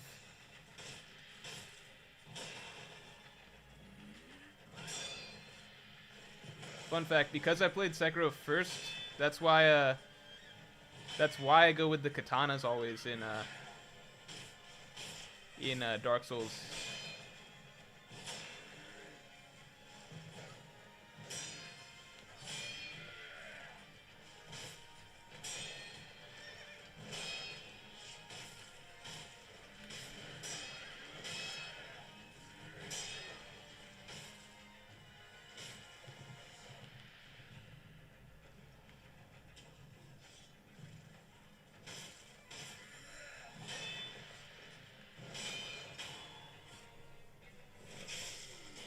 Pinzor needs a devil fruit. Alright guys, let's like the stream. Let's get the stream to 400 likes. Level up your decks. Dark Souls combat is so janky compared to Sekiro.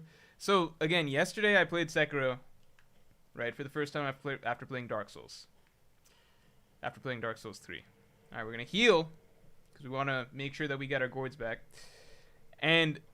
playing Sekiro right away, it felt really weird. For a moment, I was like, wait, Sekiro feels really janky. Sekiro feels really, really janky. And then after I moved around a little bit, I was like, wait, I can just run wherever I want. I can block anything I want. I'm basically a god. I was like, I don't know. I feel like going back to Sekiro combat for whatever the next game they do would be great. It's just hard to... It's going to be very, very hard to balance, in my opinion, because new players are... Because you need to be able to give a challenge for old players, but new players are going to get wrecked if the average boss, mini-boss, etc. is harder than it was in Sekiro, you know?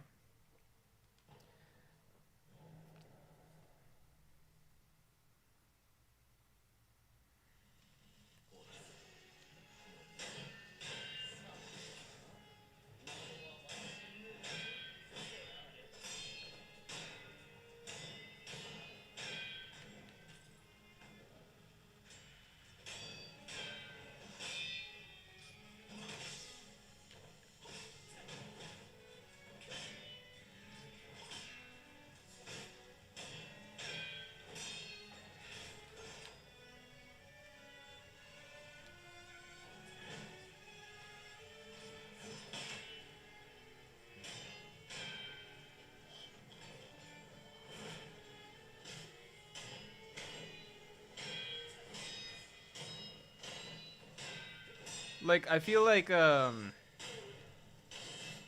it's very hard for me to compare bosses between Dark Souls games versus Sekiro. Because it's just, the combat is so much cleaner in Sekiro. And I know that that's not the only... the combat is cleaner in Sekiro, but the bosses in Dark Souls have much more... They feel a lot more epic and grand, so it's just I don't want to say it's apples and oranges, because it's really not. Like, it's all the same series, they're similar styles in many ways, but I just personally have a hard time saying, like, what's wrong, like, what's better than what. I do think that Sekiro has the most consistently good bosses. I'd say Dark Souls 3 has more of my favorite bosses. Because, okay.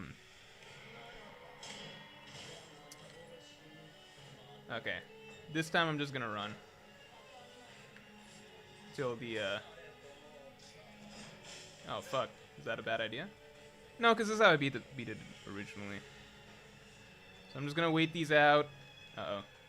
I don't need to worry about... I keep forgetting I don't need to worry about stamina. I can just run. I'm allowed to just run. Oh, yeah, I forgot. So she says I'm skilled because I ran away so... Oh, my God. Oh, my God. Oh, my God. Oh, my God. Oh, my God. Fuck. God damn it. All right, that's cool.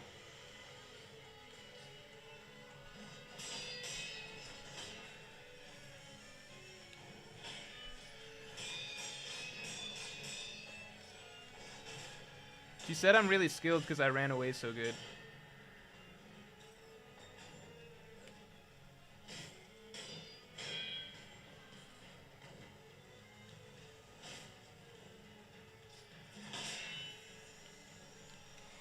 Oh no.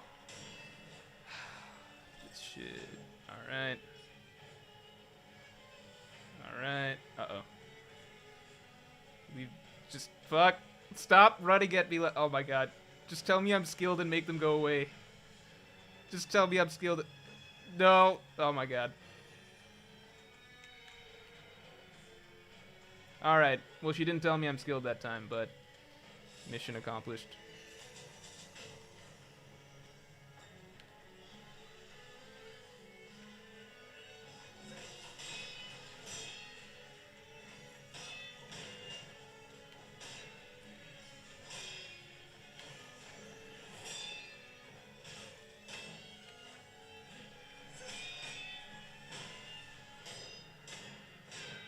It's gonna take forever. Maybe I should just use the snap seeds.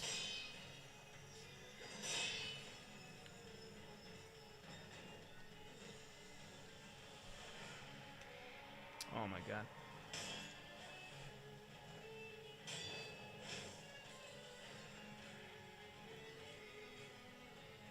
Hello? How long do these things take? Uh-oh.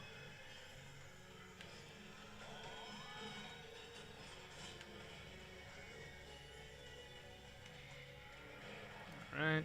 Probably shouldn't use that one. I literally always forget that. Oh my god. God damn it.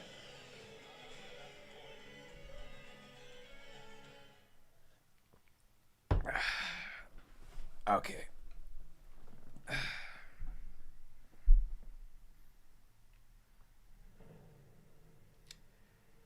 Pinzoro would have won by now. Okay. Alright, we're going to try it one more time. This time I am going to use the snap seeds. I'm annoyed.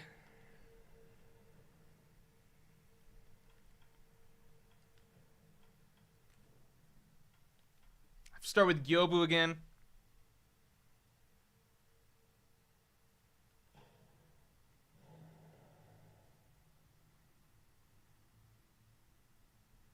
Just use Divine Departure, bro.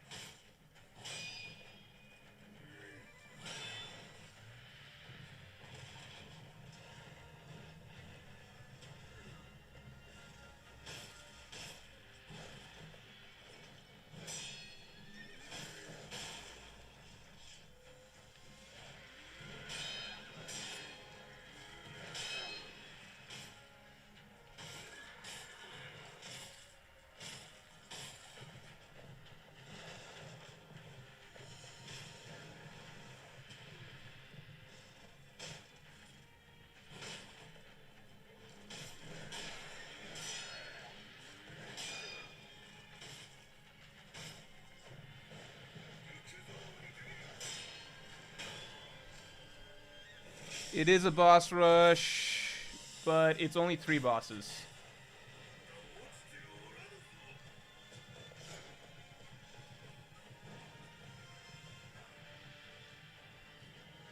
Have I watched the Mario Bros. Movie yet? Can somebody tell me if the Mario Bros. Movie is good? Because I do want to see it. I saw bad reviews, And people are like, well, the audience score is what matters. I don't know. In my opinion, it depends. I feel like there's lots of times that critics review something really well that turns out to be bad, but it's much rarer that the critics review something really bad that I find good.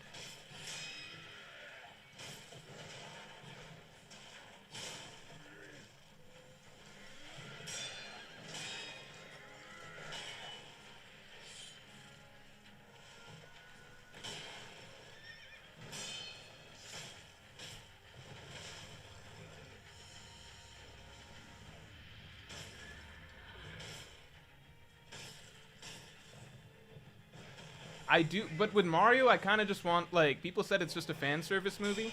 I'm okay with that, though. For Mario specifically, I kind of would be happy with just a fan service movie. Oh, fuck. Like, with Mario, I'm kind of just like, if it's kind of the same as, like, you know, One Piece Stampede.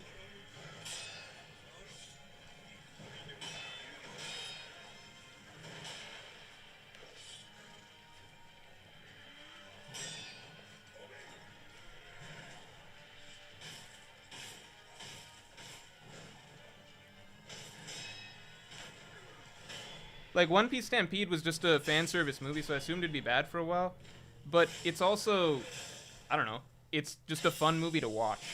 So when I saw, like, the clip of Mario on Rainbow Road, I was just like, yeah, this seems fun.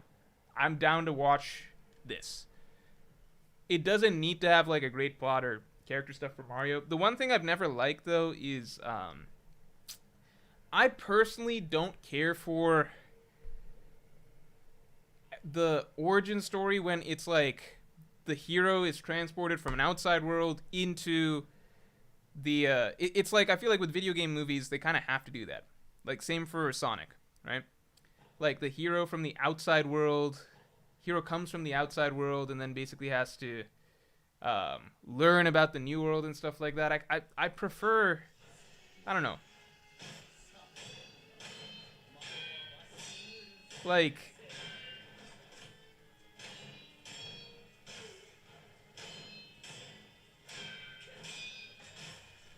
I kind of just want to dive into the lore of the world without having to, like, be reminded that like, the real world exists. At least that's what I care about when, like, I don't want a Zelda story where, I don't know, Link's some dude coming from Manhattan or some shit that's like, I don't even know what a Triforce is. I mean, it's fine if he doesn't know what a Triforce is, but, like, you know what I mean?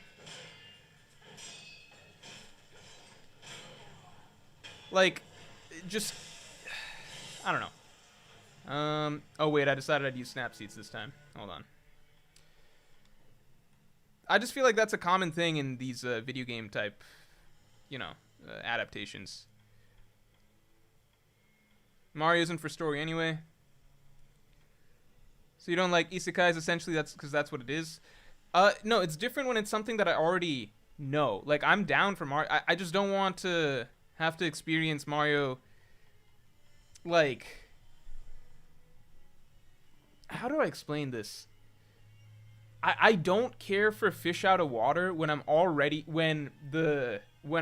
very familiar with the character in the thing that it's being adapted from, not really being like, just being in the zone, in the, like, simple example, Super Mario Galaxy. For me, that, like, the story isn't amazing or anything like that, but it's fine in my opinion to start with the premise of, you know, he knows who Peach is, he knows who Bowser is, he knows who these characters are, and then the quest is basically traveling across the galaxy to get stars and bullshit and save the characters he needs to save, right? I don't care for, like, just the phase where it's like, what's this? Is this like the Mushroom Kingdom? And then he's probably going to be like touching stuff and being surprised that, like, a piranha plant or something pops out, and, like, I don't know, it's very boring for me because it's just something you've seen a million times over. It's just not something interesting to me.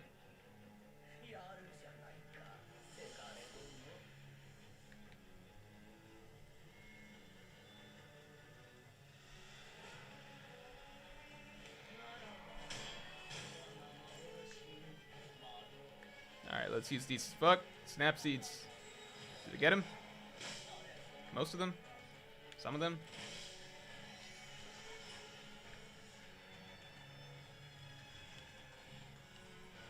Some still there. Probably ignore that dude. Where'd she go? Did anyone see where she went? Oh yeah. She told me I'm very skilled.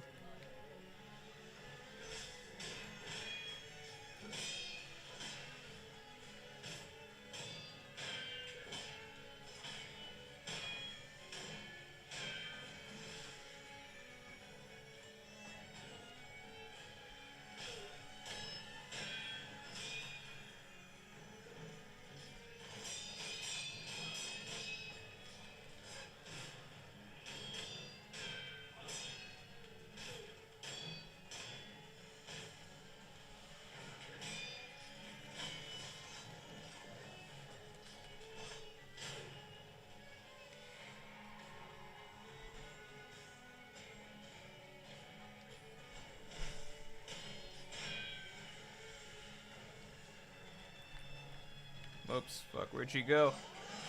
Fuck. Just wanna heal.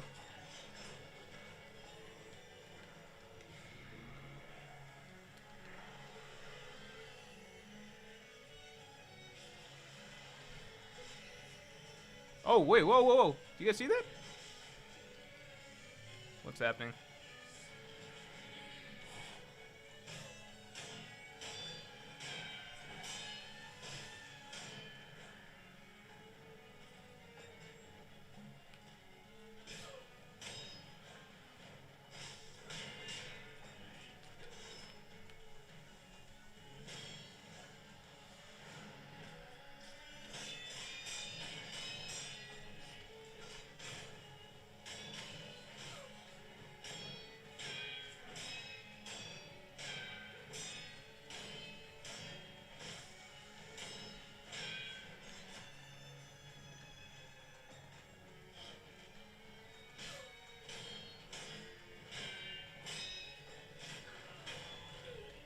Zoldan says, thanks for the 10. Do you still think Sanji destroying the raid suit is still his greatest moment? I still think it's great, but the conclusion to it wasn't as satisfying as I hoped for. Where I'm at with Sanji in the raid suit is basically, in the moment, I thought it was his best moment. I think it's probably one of his best in-fight character moments. I think it's his best in-fight character moment. I'll amend to say that. I think it's his best in-fight character moment. I think I might have been underrating some of Sanji's other just good character moments throughout the story. I think it's his best in-fight character moment, I'll say. I think he's had cooler moments. I think he's got a lot of really cool moments that happen against Jaibura. I think the initial Diablo Jambe I thought was cooler. I think Sanji's entrance and, like, I'm the hunter, I thought that was cooler. So there's parts throughout Sanji's fights that I think are cooler. But in terms of a really good character moment inside a fight, I think that's the first time Sanji's had a really good character moment inside a fight. I think usually Sanji isn't forced to grow as a character during his fights, and his fights are usually not as much about some sort of internal struggle. It's some sort of strategic struggle. So, for example, Kurobi has taking him underwater, and Sanji has to figure out a counter for that, right? Wouldn't remember to rest this time. So we got our gourds back and everything like that. Kurobi takes him underwater. Sanji has to figure that out. Mr. 2's trying to trick him by turning into Nami. Things like that. Those are very common in Sanji fights. I think, so strategy is often usually where Sanji has to shine. This is the first time it's something more, internal, right? Internal for him.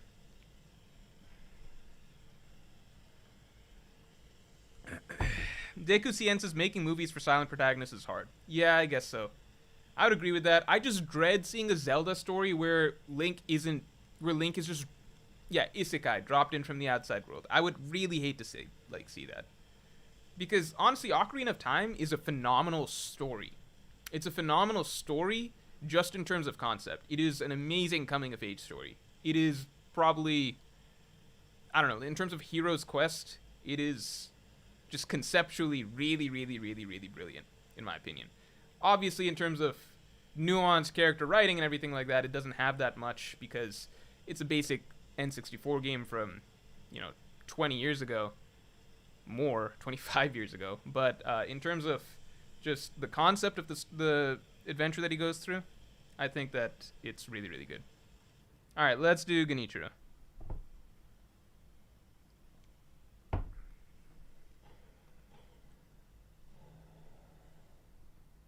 Isn't Jordan Taylor says Breath of the Wild is technically that? Isn't Breath of the Wild kind of light on story?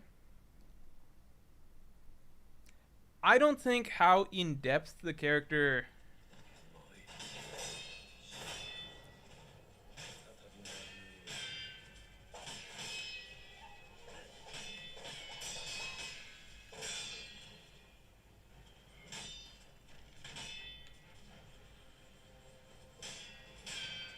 I don't think like how in depth the character, like dialogue and such is. Oh my god, why am I bad at this?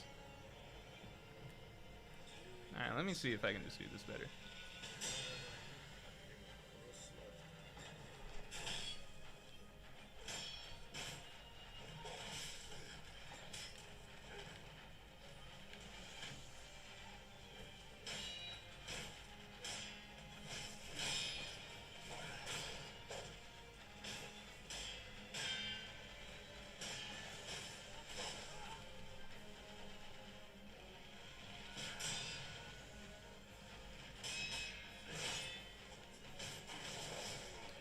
Dude.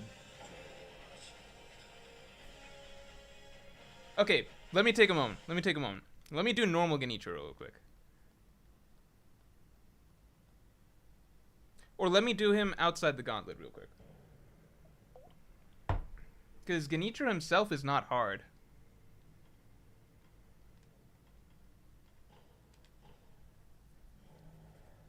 There must be... I think his new moves are throwing me, but it also seems pretty straightforward.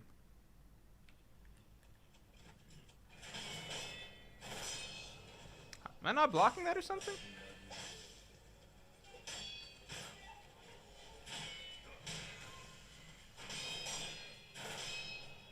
Okay.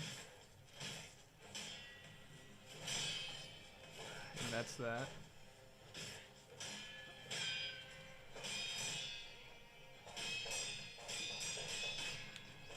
Ah, shit. And that's his normal move, too.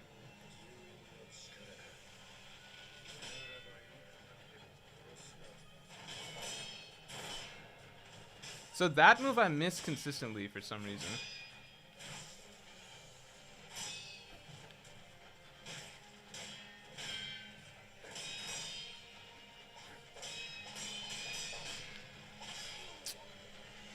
I'm gonna give him one more try.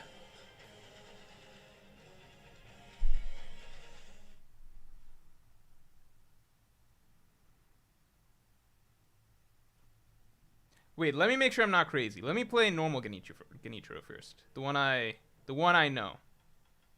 Let me play normal Genichiro. Because as far as I remember, he's pretty easy.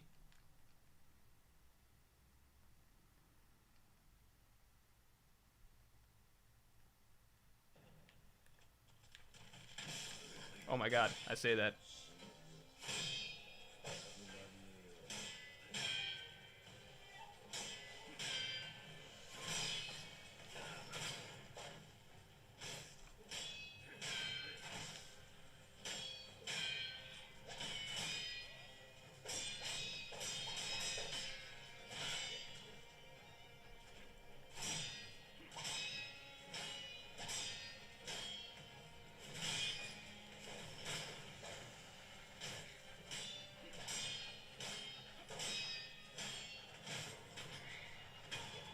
Yeah, so this guy's easy, relatively speaking.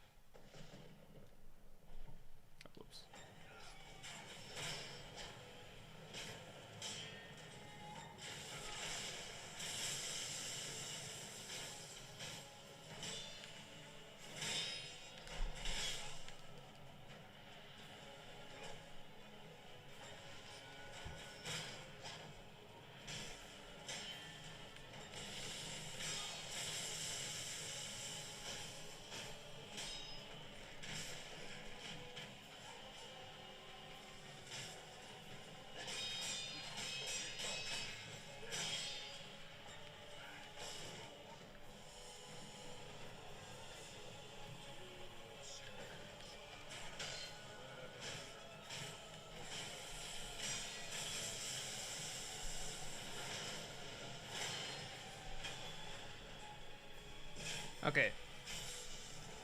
So I'm not crazy. Genichiro is still easy. I think inner Genichiro is hard though. So you say I have to perfect parry that move, the spinning move. That is harder.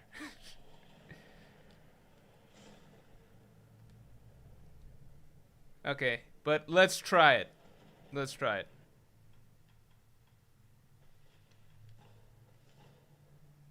Ali H says Shank's poster looking good. You can buy it from the Morj store.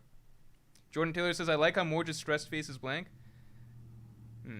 Professor Clover says you can use the lilac umbrella to block those. Let me show you guys something. You know my prosthetic tools? I don't have any. I don't use those. That's just, I don't have any. I don't have the umbrellas and shit like that.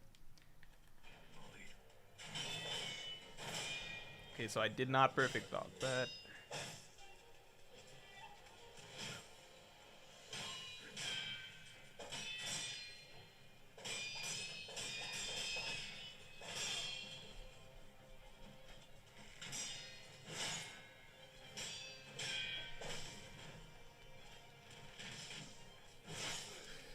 Shit.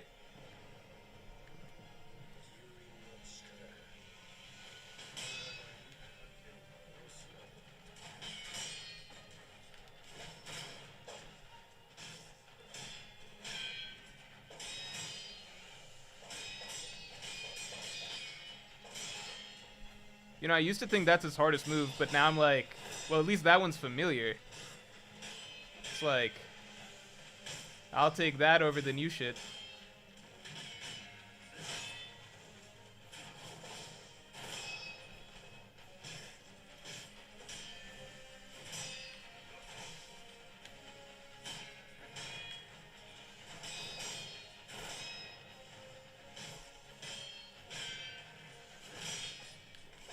Oh my god. I got it this time. I got it. I need one more try. I need one more try. Riri says Sekiro is literally Ryuma. Yeah, they don't. I feel like nobody acknowledges over the course of the game how good Sekiro is at sword fighting, except for Isshin. They kind of just tell him he's trash a lot of times, but no, actually, you know what? Owl does. Owl acknowledges it and stuff like that, but nobody at the end of the game is like, congratulations, you're now the best swordsman of all time. I guess Isshin kind of says that pretty much, but not. You know, it'd be nice. It'd be nice if he was just more vocal about it. Goot says, how would Zora stop Divine Dragon's lightning? I feel like Zora should be able to cut lightning at this point, right? How different is it than cutting fire?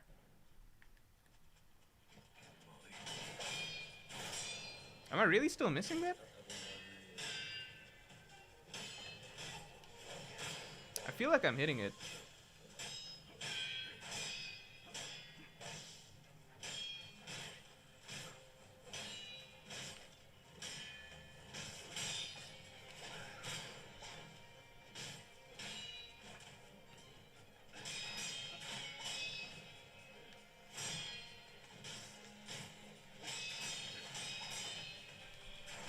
What the fuck? Oh my god. Terrible time to heal.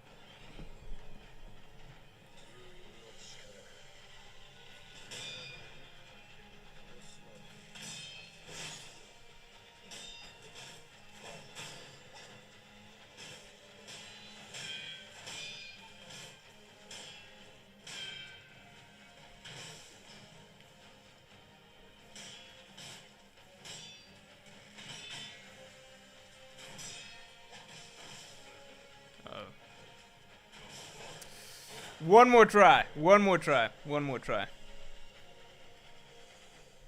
Cylindra says, I mean, Genichiro literally sacrifices himself because he admits he can't beat Sekiro himself. I'll do one more try. Then I gotta get food. But, I do like that. I didn't realize that the inners had this sort of, what do you call? Extra difficulty buff where it's like, you gotta do perfect each time, because I'm used to like the leniency of like, okay, oh my god,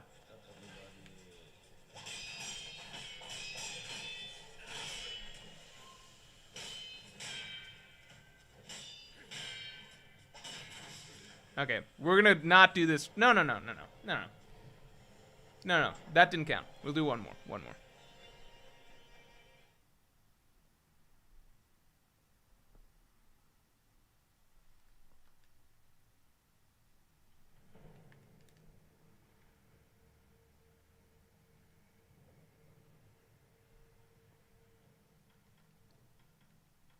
If inner Genichiro is this hard, I wonder how hard like inner Isshin is.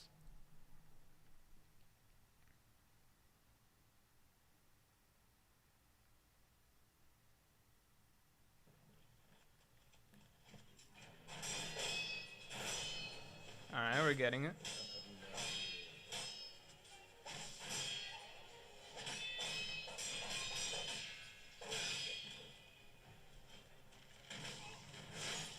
Oh my god.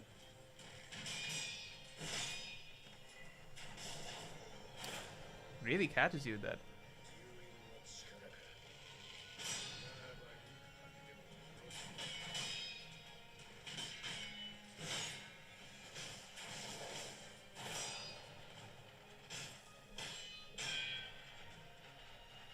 I get to heal.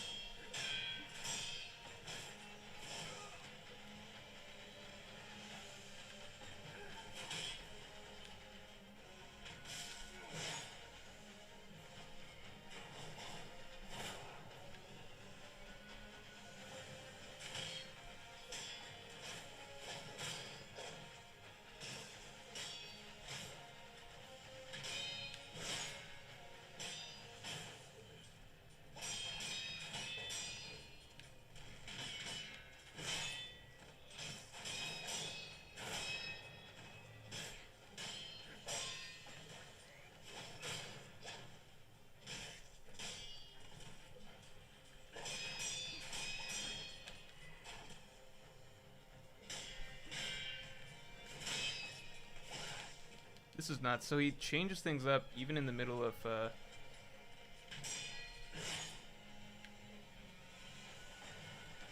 like familiar combos.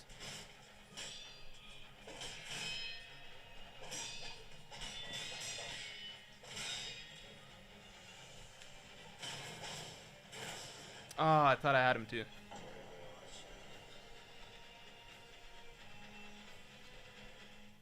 Alright. Because I think I figured it out this time, I'll do it one more time.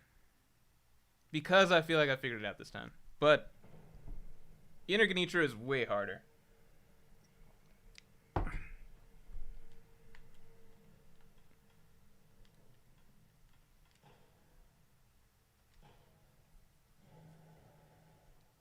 Jackie asked, how are we feeling about the Lakers? I want to see that. I feel like if they make it past the play-in, then they at least are good for the second round. And I thought I had to. Alright.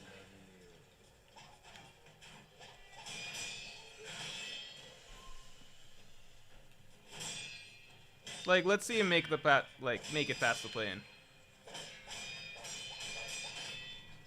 Because I really think that they might fuck up the play-in, honestly. Because I feel like I've seen this overconfidence from the Lakers before. Like, LeBron's already crowning himself, and look, I'm a LeBron fan, but, like, sometimes I think he, like, counts his chickens before, you know, before they're quite ripe for the hatching. Forgot I got a Mikiri.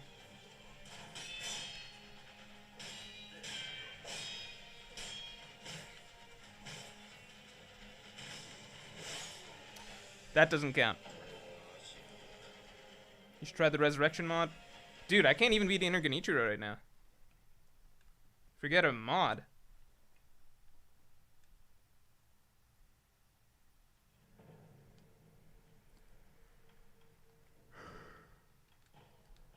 Let me get past his first phase. How about that? I get past his first phase, I'll feel good.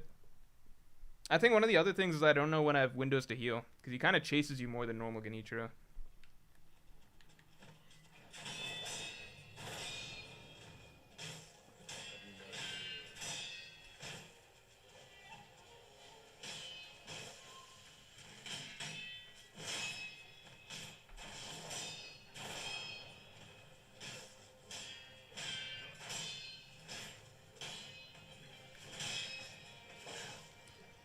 that Mikyui's not coming out quick enough.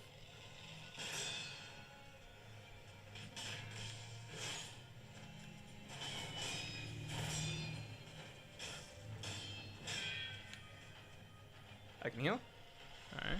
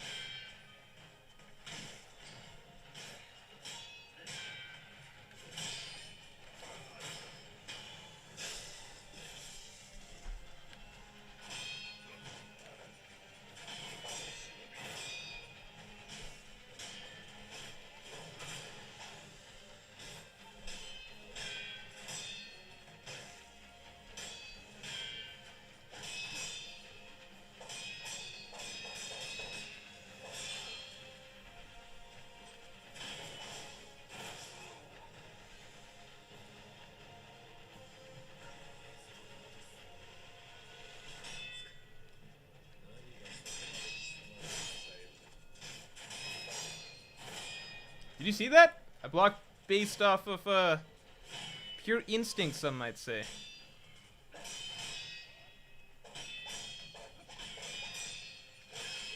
Now he's gonna do that thing. Should have been able to make you that. Ah, I should have made you that. Yeah. Alright, here's the deal. I'm gonna go to the bathroom. When I come back, I'll be ready to beat him. Give me 1 second. Got a lot of confidence from that one.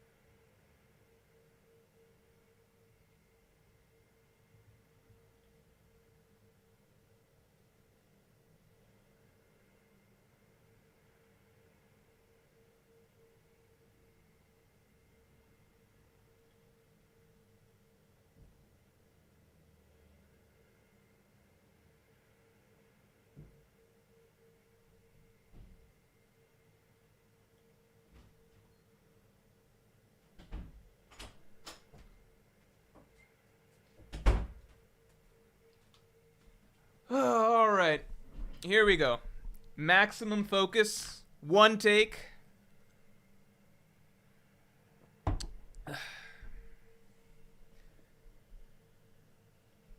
Professor Clover says bets on the next try. I think it takes 2 more. I am going to make this the last try, I think, just because I do want to eat. But, yeah, let's see. Because my hope is that the third form is the same in that it's just lightning. I know that he can do Because I know that this inner Genichiro can do like a reversal if you're reversal, but lightning still makes things easier overall. So let's see.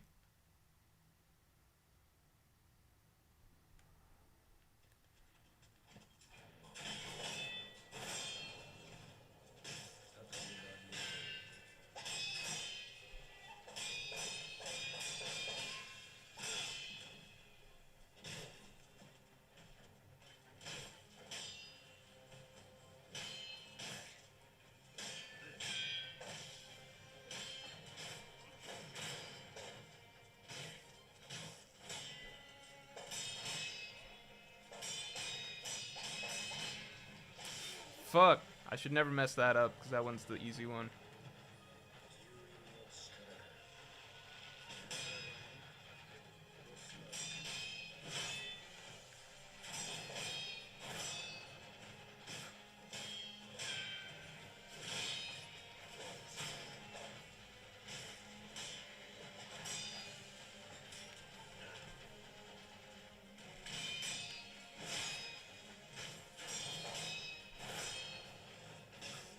I'm getting that more consistently.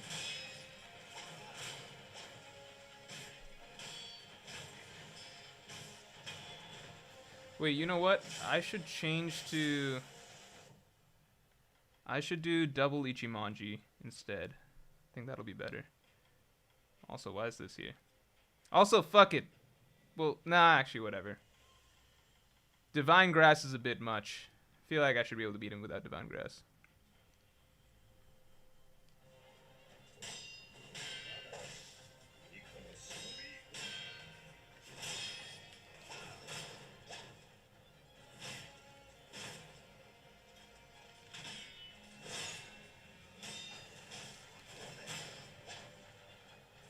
I don't know if Ichimonji's that good.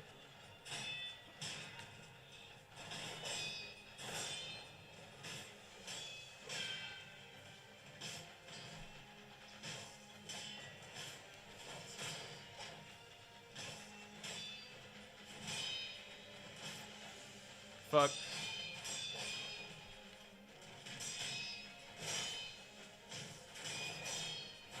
Oh my god.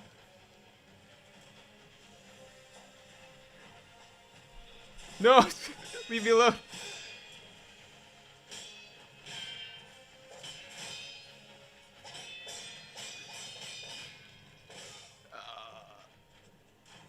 Oh, that was brutal. I was like, where the fuck am I?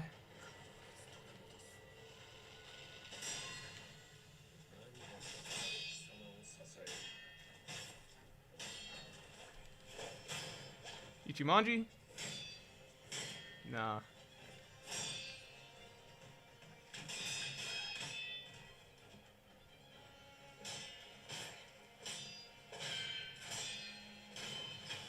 Alright.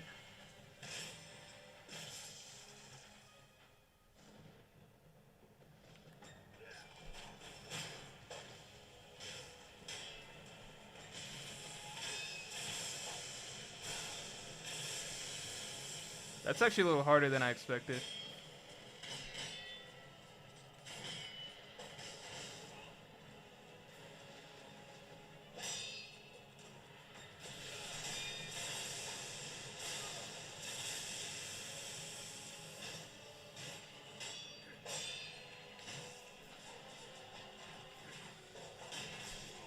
Trying to get space to heal. That's a bad idea.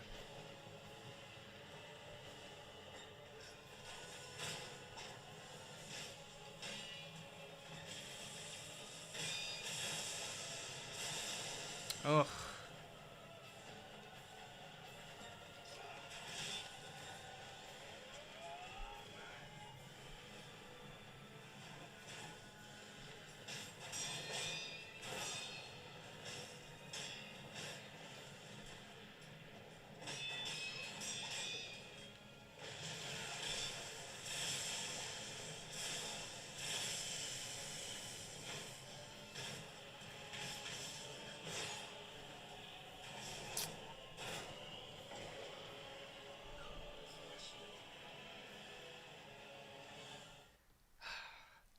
I think I can do it in one more try, but I do have to leave.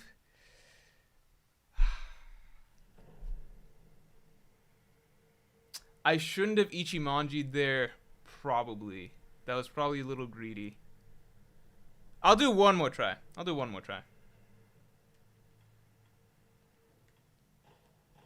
I think I played a bit too greedy against him.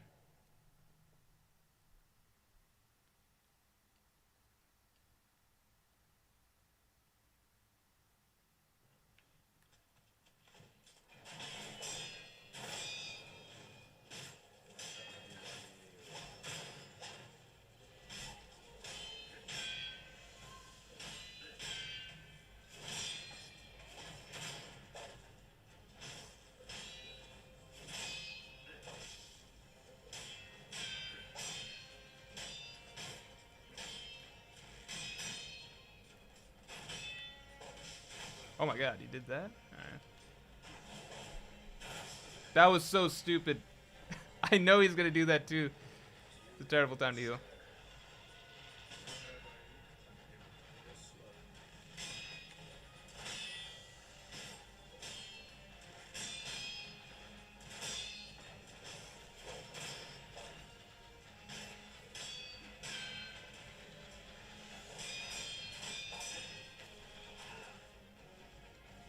Thank God you can't jump off the edge in this one. Not like the Isshin fight.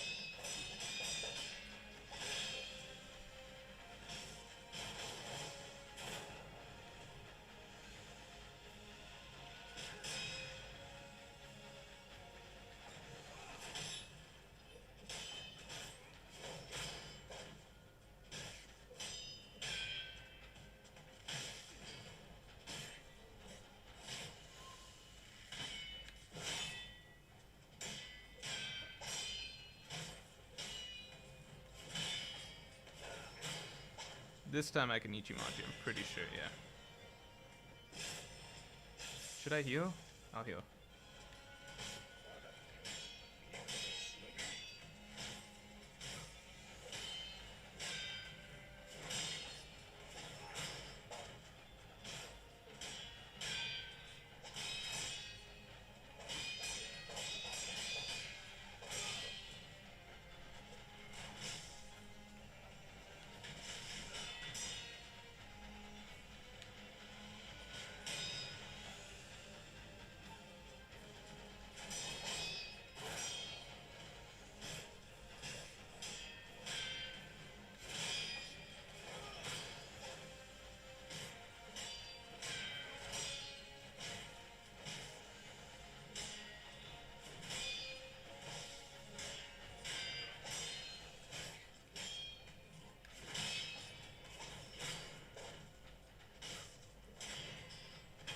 Okay, let's see if we can do it this try.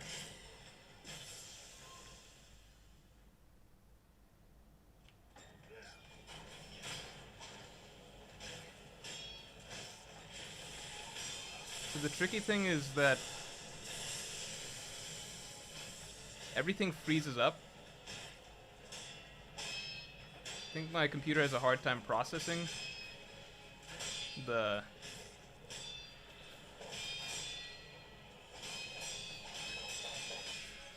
second lightning reversal. Oh, I forgot I have to do that for that phase. Fuck.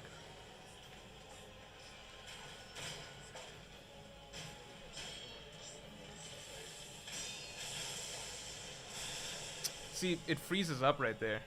So I don't actually have time to...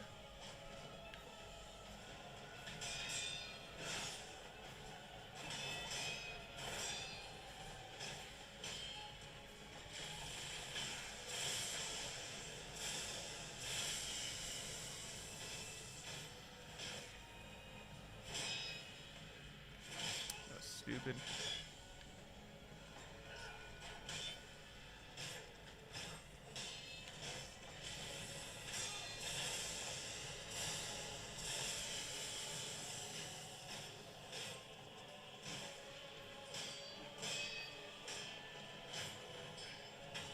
Alright, so we got it that time. Pretty good. He was harder than I expected. I thought it'd be the same shit as normal Genichiro, but I was confused as fuck early on why I felt like his spin moves were too hard to deflect. But It just took a little bit. All right. Good enough on that. We will call it there.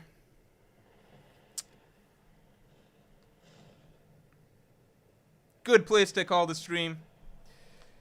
Okay. Thank you. That was what, first, second try or something? All right, if we count it from when I came back from the bathroom, so then it was the second try, if we want to count it like that.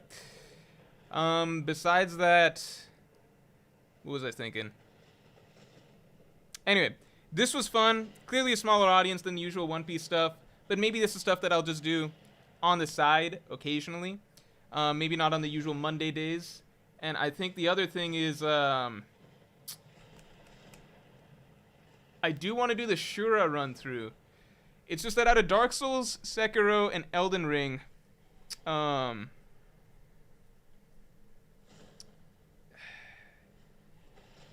Matthew Thief says the way the game drew you to keep on trying just is a microcosm of why Sekiro is amazing. Yeah, I don't know. Okay, so like for viewers who don't know much about Sekiro, I don't know if you noticed, but like obviously I was dying quite a bit, and I was like, what the fuck do I do? But then I think in the span of 3 tries, like I couldn't get past the first phase. Then I think I got past the first phase. And then I think after that in the span of a few tries I got it down. So Sekiro is a fun game for that reason, because like a lot of the stuff feels really, really difficult initially, but then once you get it down, you just can like once you get it down and everything just clicks about a fight, then it flows pretty cleanly in my opinion. So Talaja Han says you need to talk while playing.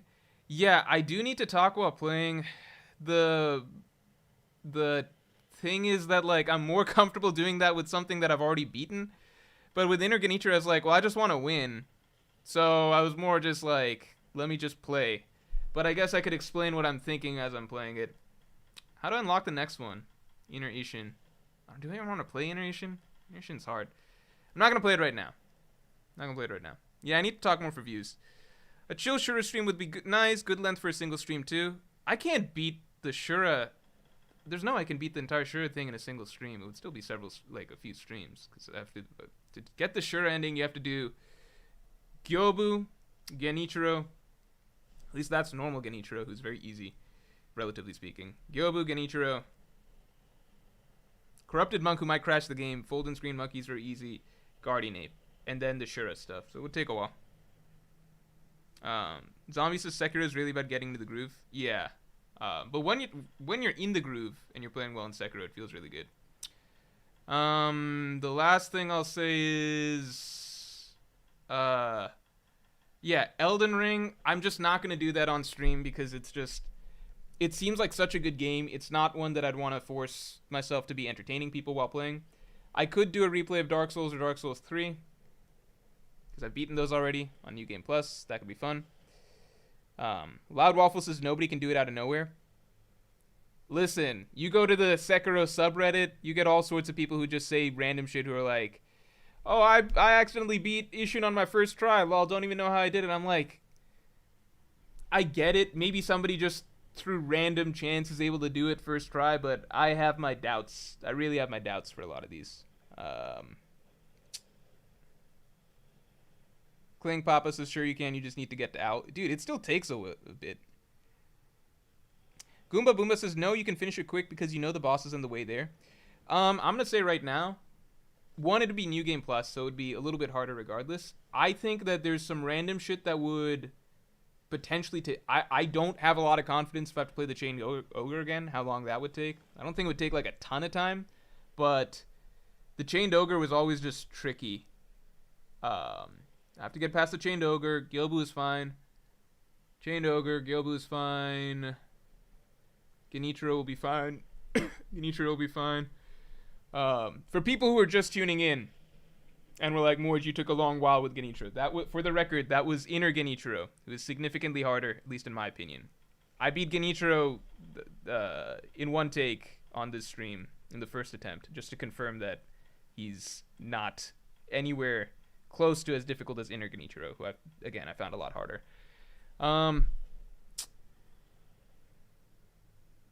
Cling Papa says I beat Isshin on my second try, but Owl took me like an hour. LMAO. See, that's the thing. Some people are just gonna be able to get it in their first try or something like that. I don't know what to make of it. Maybe you can do it like that. Both Owl fights took me over 2 hours. Both Owl fights took me over. I don't know about the first Owl, but the second Owl took me 2.5 hours straight. The second Owl was the longest boss for me in the entire game. Owl Father was very difficult. Zombie says I treated Chained Ogre like a Dark Souls boss. That helped a lot. Yeah, I guess that would work.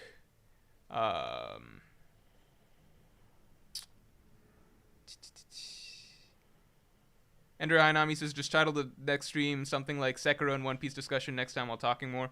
That's true. That's true. That would help. Yeah, I guess just doing the sure ending would be fun because doing something I haven't done before is more fun on stream, right? Maximum Max says, have you played Bloodborne? No, because I don't have a PlayStation, man. Inner Owl is insanely hype. I've heard Inner Owl is really, really hard. We'll see.